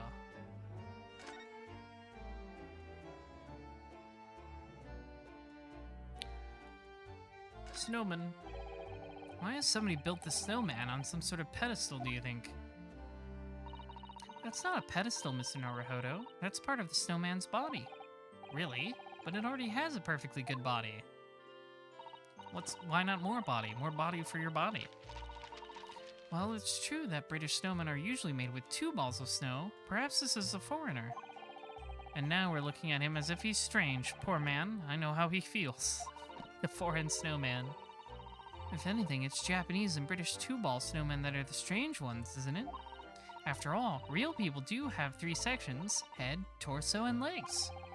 Do you ever think that perhaps you think about things too much?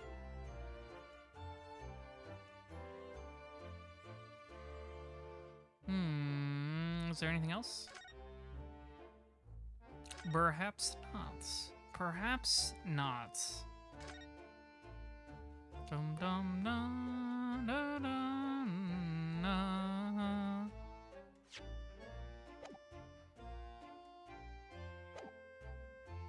Okay, let's.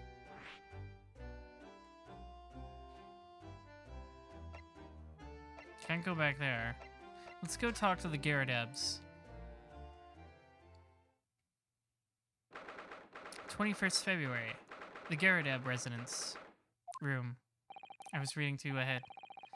Here we are again. The eccentric landlord's eccentric top floor abode. We're here because Mr. Gyaradab's the one who discovered the incident this morning, don't forget. Yeah, the Moon Man. Ah, you chaps, eh? Yes, good morning, sir. Thank you for your cooperation in court yesterday. It was quite a trial. As much for Mr. Gyaradab as anyone, really. Come straight back here after all that business at the Bailey yesterday. Didn't expect to wake up to more body nonsense this morning. I wonder if you wouldn't mind telling us exactly what happened, Mr. Gyaradab. Yes, I suppose you'd like to know all about that dead loss of an actor cheap chap in the ground floor room. Those were exactly Inspector Gregson's words, weren't they? I'm thirsty, and I'm old. Ah. Don't look at me head on, it's kind of weird. Let's examine his room. Good to see Mr. Gyaradab's Medal of Honor still proudly displayed on the wall. The inscription reads, for distinguished participation, if you remember. Yes, I remember, because I remember thinking even I might stand a chance of picking up honors like that. Yeah, it is literally a participation award. Wouldn't know it to look at me now, perhaps, but I had my devil-may-care days, you know. Devil-may-care? What did you get up to? Oh, you know, I did some stylish combos. Well, all in the past now, of course, and best left there.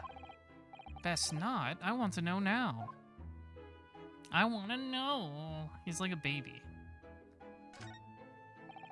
You look very dashing in your uniform there, Mr. Gyaradab.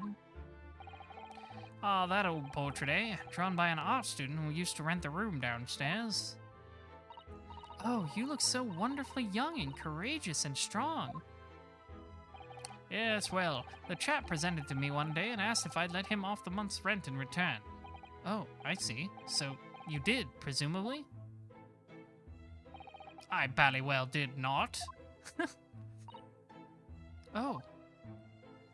I forgot he's a landlord. I'm sorry, you're a funny man, but you're inherently bad. Portrait is a portrait, but rent is rent, eh? And yet it's still there proudly on the wall.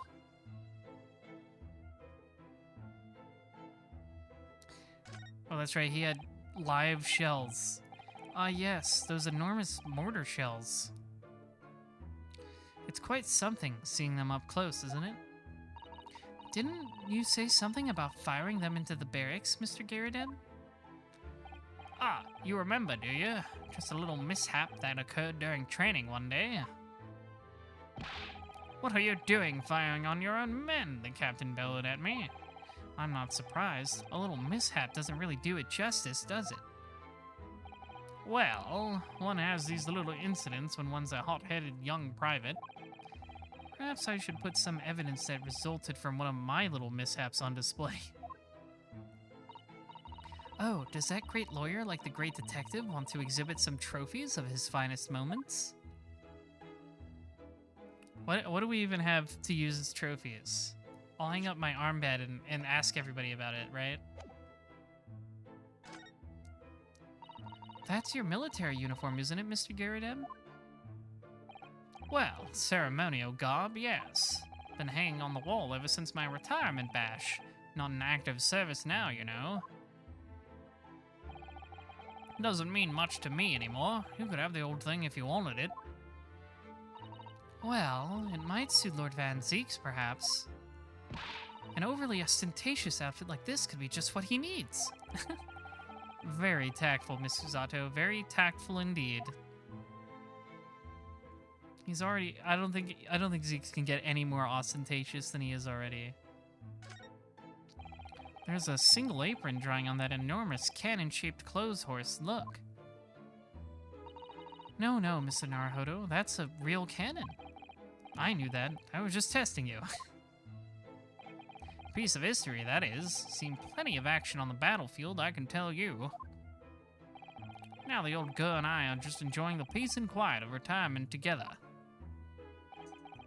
And of course, she'd come in handy if the enemy decided to launch an attack again. Seems unlikely. Is there a war going on that I don't know about? In 10 to 15 years. I don't know if Mr. Gyaradab will be around for that one, though. Oh, a copy of Ronst magazine. The Adventures of Herlock Sholmes is being read all over London. Isn't it wonderful? Naturally, one asks oneself if such a singular detective could really exist. But having met the chap, it's undeniable. He is most certainly singular. Singularly dangerous. That's genuine public opinion for you, Mrs. Otto. Perhaps it should be reflected in the stories.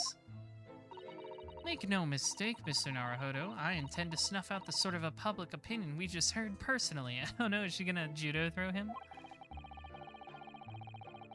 Speaking of judo throws, I just remembered Team Southtown comes out next week for KOF 15. That'll be fun. It's got geese. I'm starting to see where Mr. Sholmes' untainted reputation comes from now.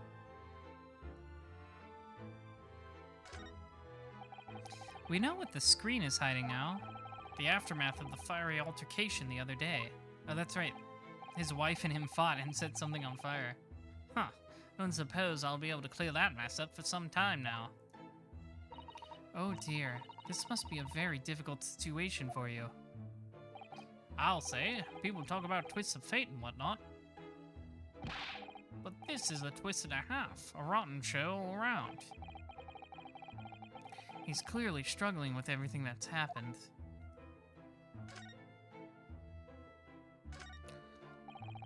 There's a good view over the wintry East End from up here.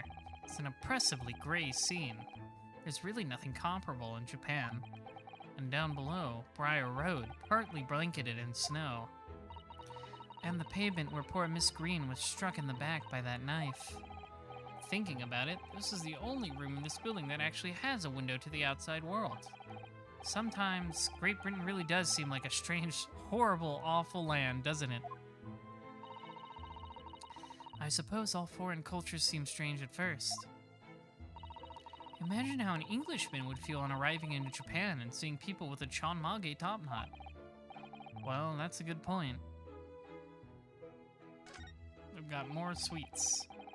That's an impressive collection of cakes on that fancy silver cake stand there.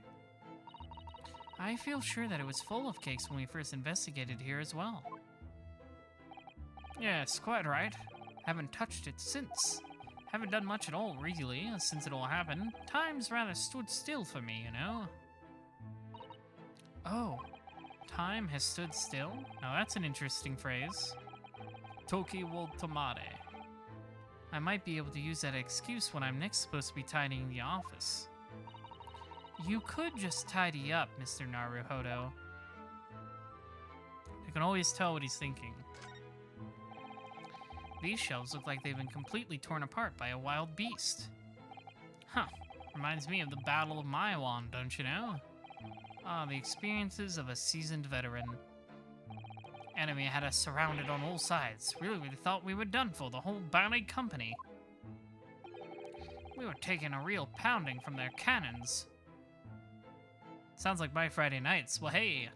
So all we could do was run for our lives. Oh, I thought the story was going in a different direction, actually. Well, the whole experience taught me one thing, I can tell you.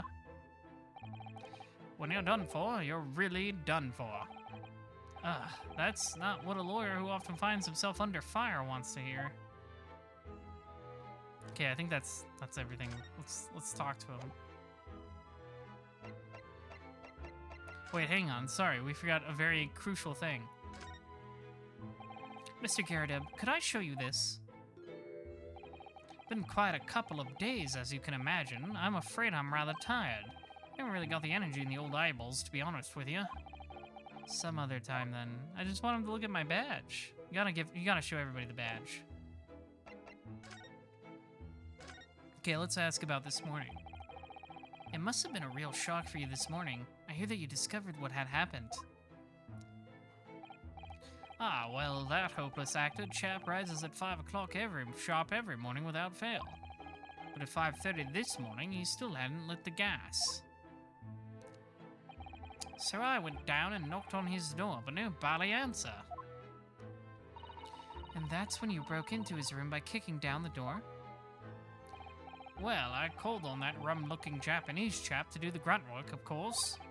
Wasn't it a little premature to kick the door down? The man would have just overslept by half an hour. That's very true, Mr. Naruhodo. If 30 minutes of oversleeping warranted such behavior, I'd have to kick your door down every morning. I saw that one coming. Well, you know, better to be safe than sorry and all that. Is it just me, or is he avoiding our gaze now all of a sudden? Mysterious. Except that it was a sorry situation indeed that you found on the far side of the door. Tell me about Shamspear. The victim's name is Mr. Shamspear, I believe? Is that right? Yes, William Shamspear. Took the ground floor room 3 months ago now. And how would you describe him? In a word, destitute. Destitute? Well, let's face it, the only redeeming feature of that room is the cheap rent. That's why I, as the one who's renting it, make no effort to repair it or make it better. Pay me. I don't care. I'm a landlord. I'm inherently evil. Not even in a fun way. Anyone wanting to live in a place like that is either broke or has a bally screw loose. So hard to choose which category Soseki-san would fall into. Mr. Naruhodo, that's a little rude. Again, she can always tell what he's thinking. He was doing research as well. Research? Into what? Shakespeare, of course. Shakespeare. Read a few plays of the old bard myself, you know. Romeo and Hamlet and all that. Yes, William Shakespeare is England's most highly regarded classical playwright and author. He's known as Sao in Japanese, as you know, and many of his works have already been translated. I didn't know that. I didn't know he was called Sao. I wonder what if that has any significant meaning, or if it's just like a shortening of his name that's easier to say. It seems incredible that Shakespeare was shortened to Sao, though. Someone was too heavy-handed there. There were a lot of costumes in the victim's room, actually, weren't there? Of course, Mr. Natsume is a scholar of English literature as well. I imagined he and Mr. Shamspare would have much in common. Shakespeare interpretation disagreement leads to shocking murder. Let's hope it's not that. Mr. Naruhodo, really, how rude.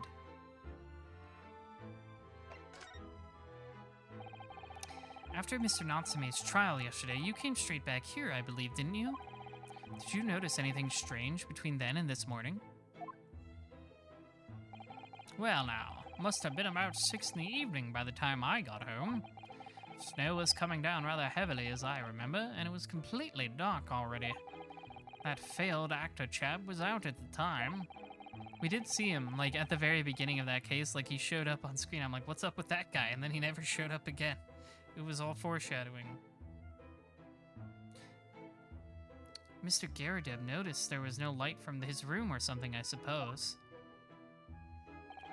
Couldn't summon the energy for anything much, so I just sat in front of the fire up here. It was after 8 before Shamspare got back.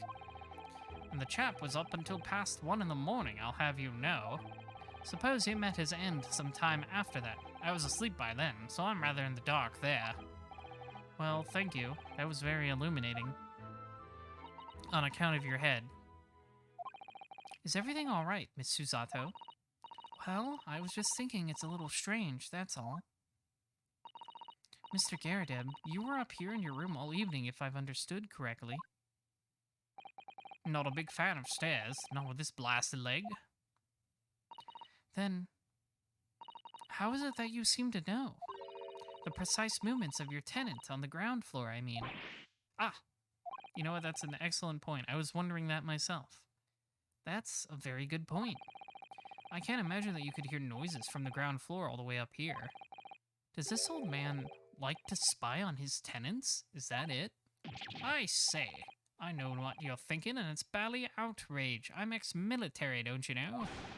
I don't go around spying on my tenants. Why would I?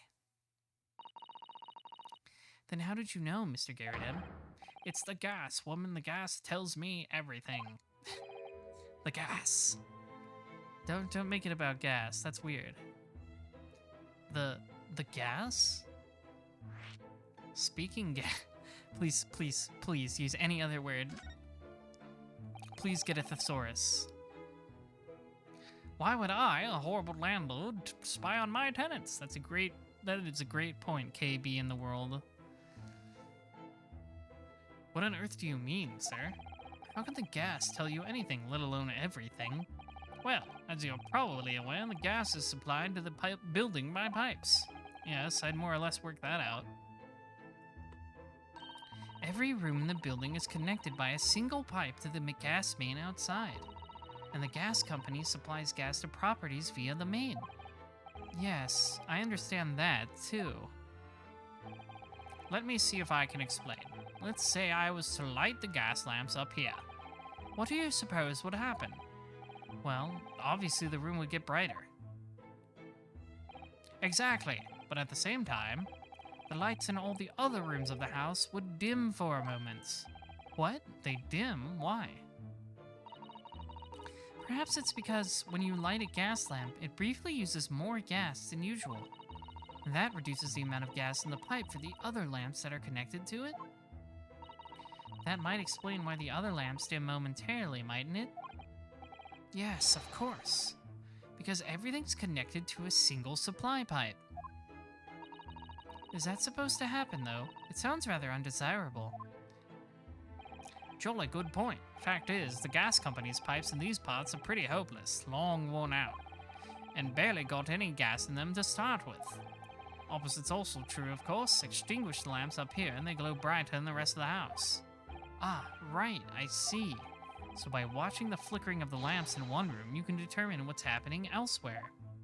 What a horrible place to live. You've got it.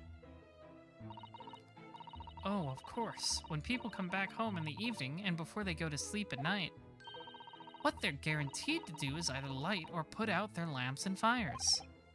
Clever. In point of fact, the room on the ground floor and the one above it use slightly different amounts of gas. By watching the lights in here closely, I can work out almost exactly what's going on in the whole house. Gosh, that's fascinating, Mr. Gyaradab. Absolutely fascinating. Oh, well, nothing to it, really. And I can't really see that it's going to help us with the case, either. What I'd like to know is why Mr. Gyaradab is so interested in what his tenants are up to in the first place. He's a landlord. That's it. That's the answer.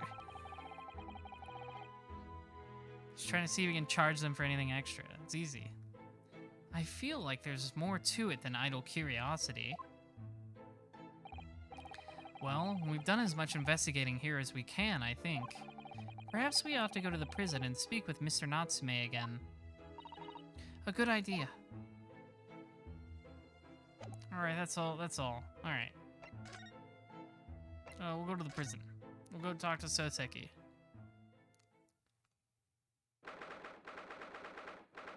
Poor guy.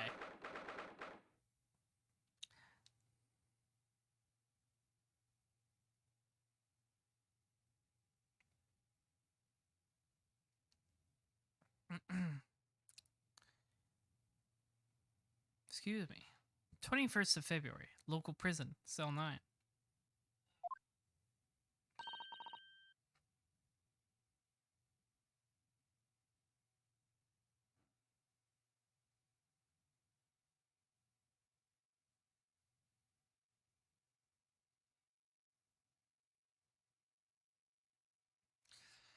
Look, Mr. Naruhodo. Mr. Natsume, have the police finished questioning you now? Locum student, Mr. Naruhodo, Esquire. Oh, yes? What is he? Tell me, is he a ghost? Is he here to haunt me? Let me guess. You're talking about Mr. Sholmes? He actually calls himself a great detective, Mr. Natsume, not a ghost. But his diabolic deductions are not of this world. They've left me. Ah, cursed. I'm cursed, I tell you. Well, that sort of hurts.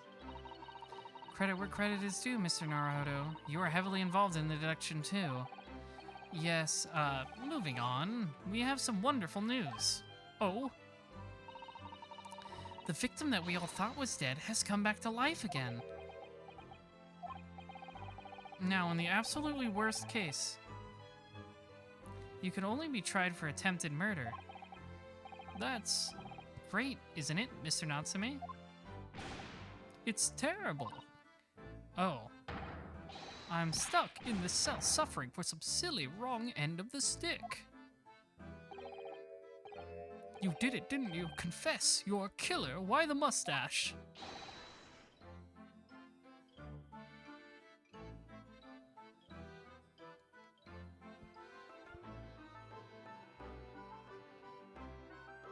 Excuse me for 1 second.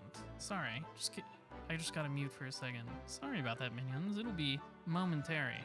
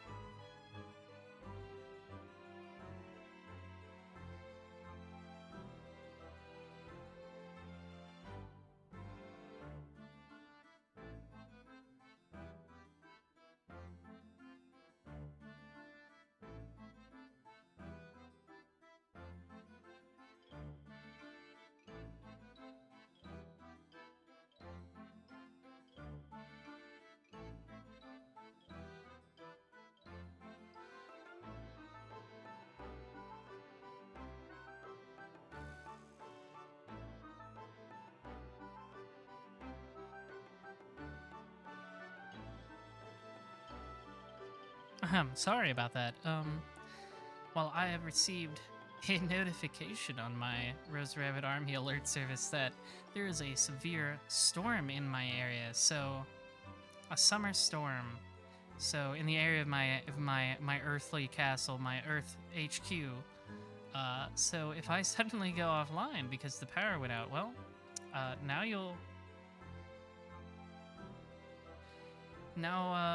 so if that happens, you'll know why.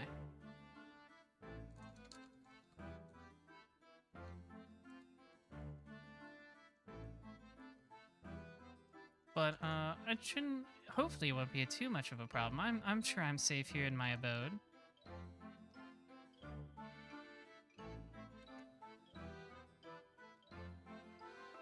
I don't think I'm in any danger or anything, but, you know, it's the storm season and there's a not insignificant, chance that my power might go out.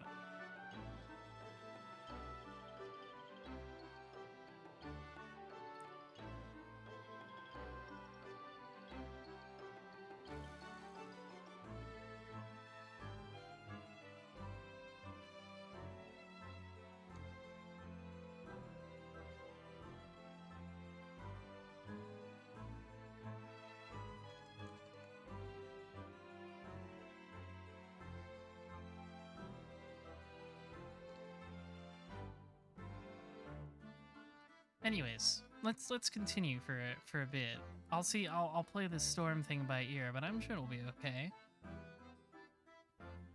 Constant questions.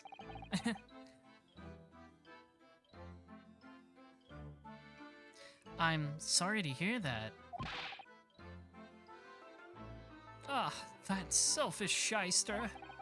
Make up your mind. Are you dead or alive? If you were going to come back to life, why bother dying? Wickedly wishy-washy William. Good old Bill Shamspeare. Well, it seems that Mr. Shamspeare was never actually dead in the first place. Yes, that might make sense, and I'm pleased that he's alive, of course. Our lively debate last night was much fun. I'd be sad to think it was our last. Oh. Oops. He spilled the beans.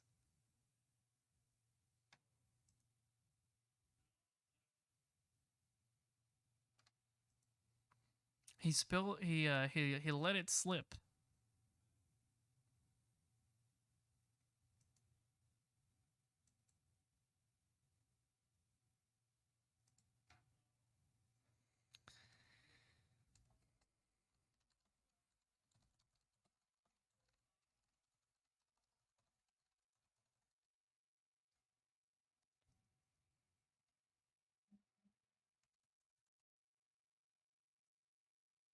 It is storming season, yes.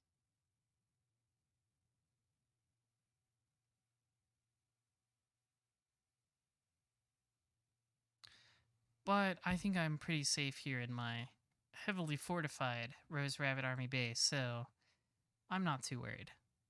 Okay, anyways, back to the story. Mr. Natsume, does this mean that you did see the victim last night? You met with Mr. Shamspeare, didn't you? I'm not saying another word. I demand to have a lawyer present. Who do you think I am? Please, Mr. Natsume, we need to hear your side of the story. Why am I cursed like this? Hey, check this out. Okay, look at this. This'll cheer you up. Have I shown you this before, Mr. Natsume? Oh, yes, the sweet, sweet aroma of our beloved homeland. It shows that the wearer is a defense lawyer. It means... Oh, wait, that's Ryunosuke talking. It shows that the wearer is a defense lawyer. It means nothing in Great Britain, of course, but I still wear it. Oh, I know exactly how you feel, locum student Mr. Naruhodo Esquire. My Haramaki belly band. I don't feel right without it. Your Haramaki belly band? It's perfect for the cold English winters, just the thing to keep my tummy warm. His tummy. Yes, I see the link, almost. Converse. Okay, tell me what happened. Can you tell us exactly what happened last night then, Mr. Natsume? There's nothing to tell, but Mr. Naruhodo Esquire, I'm eternally grateful to you for helping me with that accursed case yesterday. The case that saw poor Miss Green hospitalized after she ended up with a knife in her back. It's hard to believe that was only yesterday. After the trial was over, I trudged my weary way back to my lowly lodgings. He really does love his alliteration, Soseki does. And that evening at past 9, it must have been, I visited Mr. Shamspeare. So, you did go to the victim's room then? As we feared.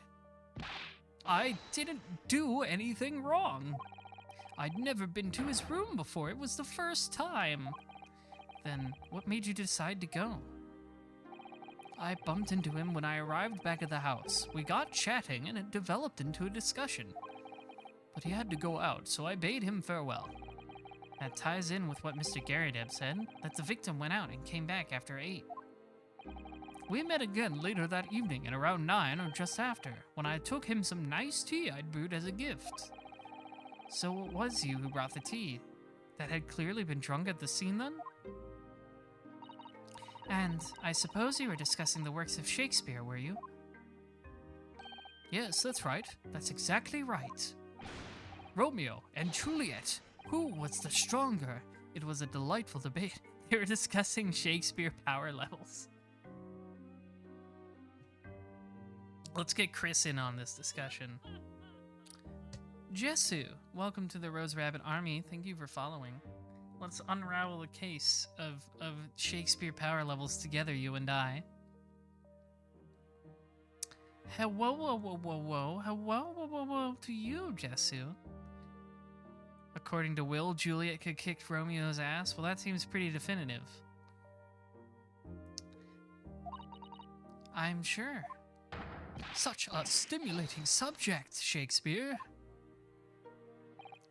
And the debate became very heated, so you slipped poison into Mr. Shamspeare's tea? No, never, not at all. Team Juliet won, that was me. And when I left his... I'm sorry, Team Juliet. Like Team Jacob? Is that what we're referencing here? And when I left his room, the flamboyant fellow was fighting fit, I swear it categorically. Alright, tell me about your cursed existence. Mr. Natsume, you often say the same thing about yourself, I've noticed. That you have a cursed existence. I'm sure I've mentioned this to you before, but I've been here in Great Britain for a year now, and in that time, I've learned that it's no place for me. It can be very trying to live in a foreign land and adapt to the ways of another culture. There are foreigners everywhere I look, and they all stare at me, they all laugh. That's the impression I get whenever I go out. It makes me scared to leave my room. Which is why I've become a recluse. But even in my room, I find no respite from my fears. I've moved more times than I can remember, and then, 1 week ago, I moved into Briar Road. But why? I mean, why did you choose that place? It doesn't seem very comfortable.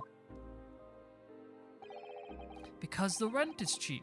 I have so little money, it spoke to me. I guess that's fair. The rent? Obviously, there's a reason why it's cheap. Because the room is cursed. Cursed? Cursed how? The previous occupant, the man who lived there before I took the room, died there. Oh no. He was only a young man, but one morning he was found dead, and no one could explain why. I'm sure this won't tie into the greater plot somehow. Surely no one would want to live in a room with a history like that. I didn't. When the letting agent recommended me the place, I wavered. But I want books, and books cost money. A horrible history is a small price to pay. When I realized it would mean I would buy more books, I signed the lease like lightning. brave or blinkered? But after I moved in, I soon came to realize what I'd done. I realized how horrible that room's history really was. Gosh, was it really so awful? Oh my, that's quite some loud thunder outside. It sets the tone wonderfully, don't you think, minions? For this spooky ghost story about this spooky room that I investigated in the last game. It wasn't really that spooky, honestly.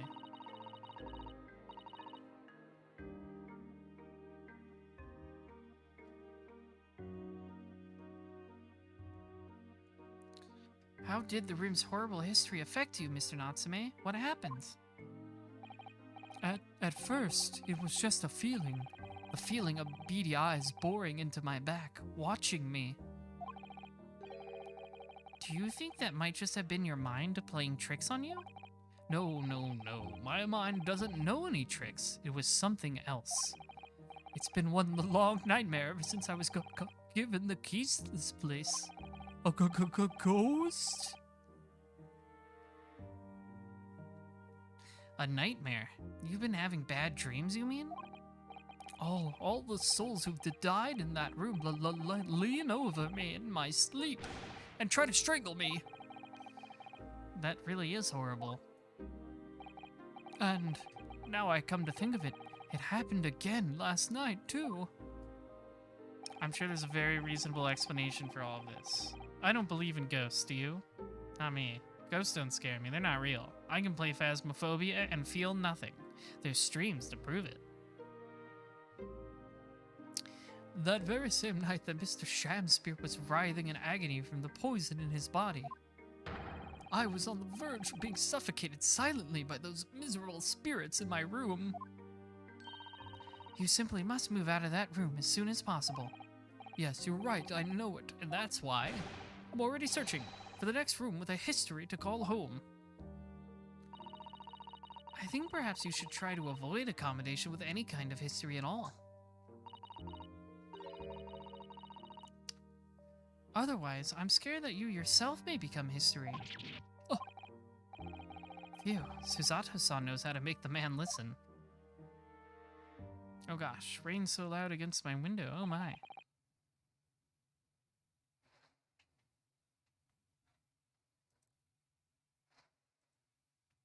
Of course.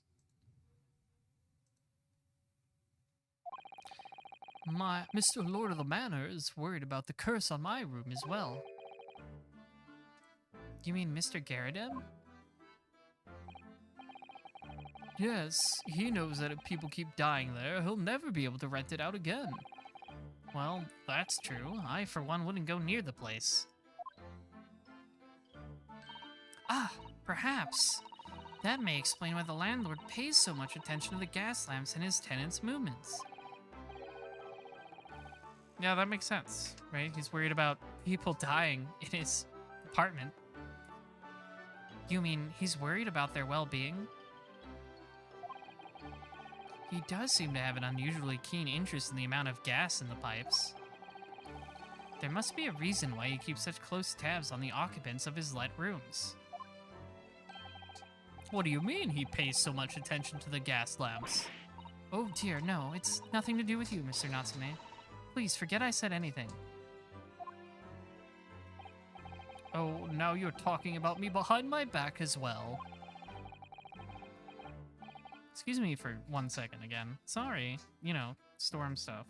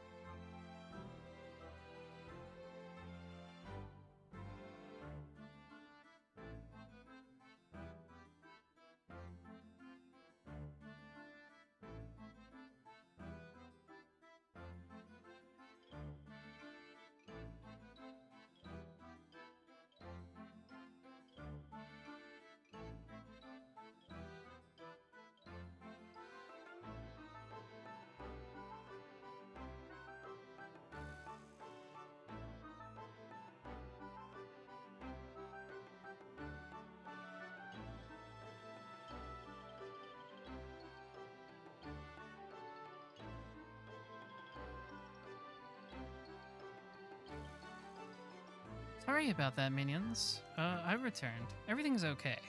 Everything is okay. I just had to check on it. But we're all daijoubu. We are all daijoubu. Okay. I think we're all gonna be fine. It's just crazy storm tonight. My goodness, tornado warnings. It's all going wild. But I think I am safe in my heavily fortified abode. So let us continue.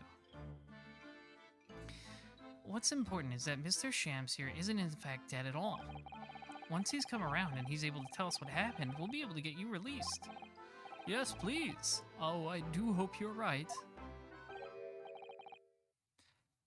I also hope, I hope it's just not a repeat of the case from the first game where, like, the lady was comatose the whole time. That would be, feels like that would be boring. I hope Shamspear is actually involved. Ahem, excuse me. Inspector Gregson. I couldn't help overhearing what you just said, and on that note, I have some good news and some bad news. Oh, which do you want first? Always, every time, the bad news comes first. When hope is all you have, hold on to it. That's my guiding principle. Right, well, in that case, the good news it is. I'm ignoring you. Huh? Sorry, but it's just a lot easier to explain everything that way. Then why did you ask me my preference? As you might have heard, the victim, Mr. Shamspear, was just unconscious. He's come round now. Yes, we saw it happen in all its terrifying glory. He's still being treated by the doctors, but we've managed to get a written statement from him already. Oh, okay. See, I was just hoping that it would turn out differently than the case from the first game.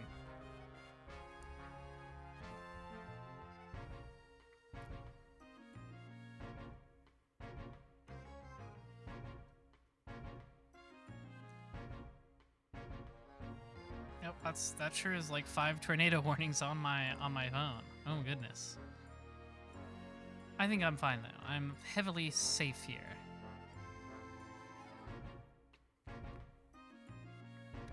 He's still being treated by the doctors, but we have managed to get a written statement from him already.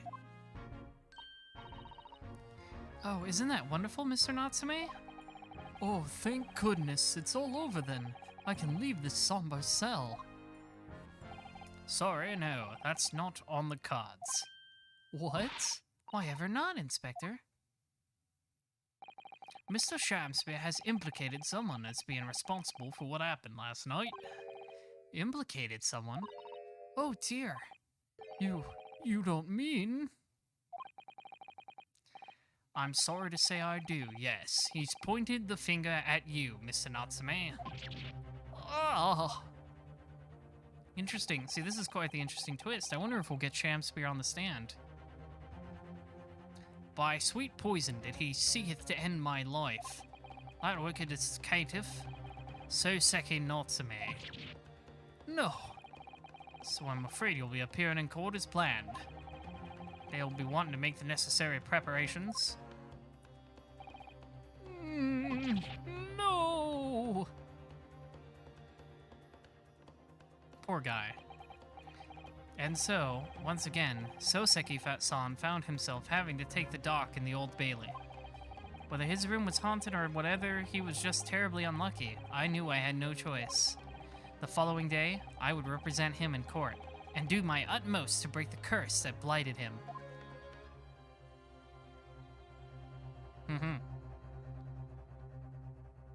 To be continued.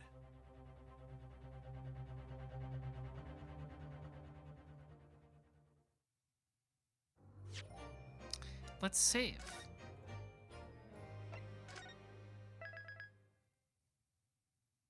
Okay. That was a pretty short investigation segment, and I think normally I would be happy to continue into the trial. Wait, let me see if there is a trial. Is the trial next after this? I'm pretty sure it is.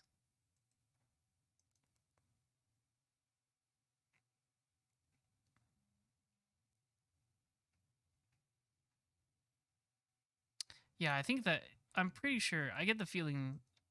Okay, I did look it up. Okay, the trial is next. So I think just on account of the storm, I think I'll just leave it here because it's loud enough that I feel like it's gonna start disrupting my storytelling experience.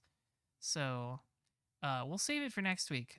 On Friday, I will be starting the much awaited, much anticipated uh, Umi Neko When They Cry reading. So look forward to that. That'll be fun. I'm dual wielding visual novels lately.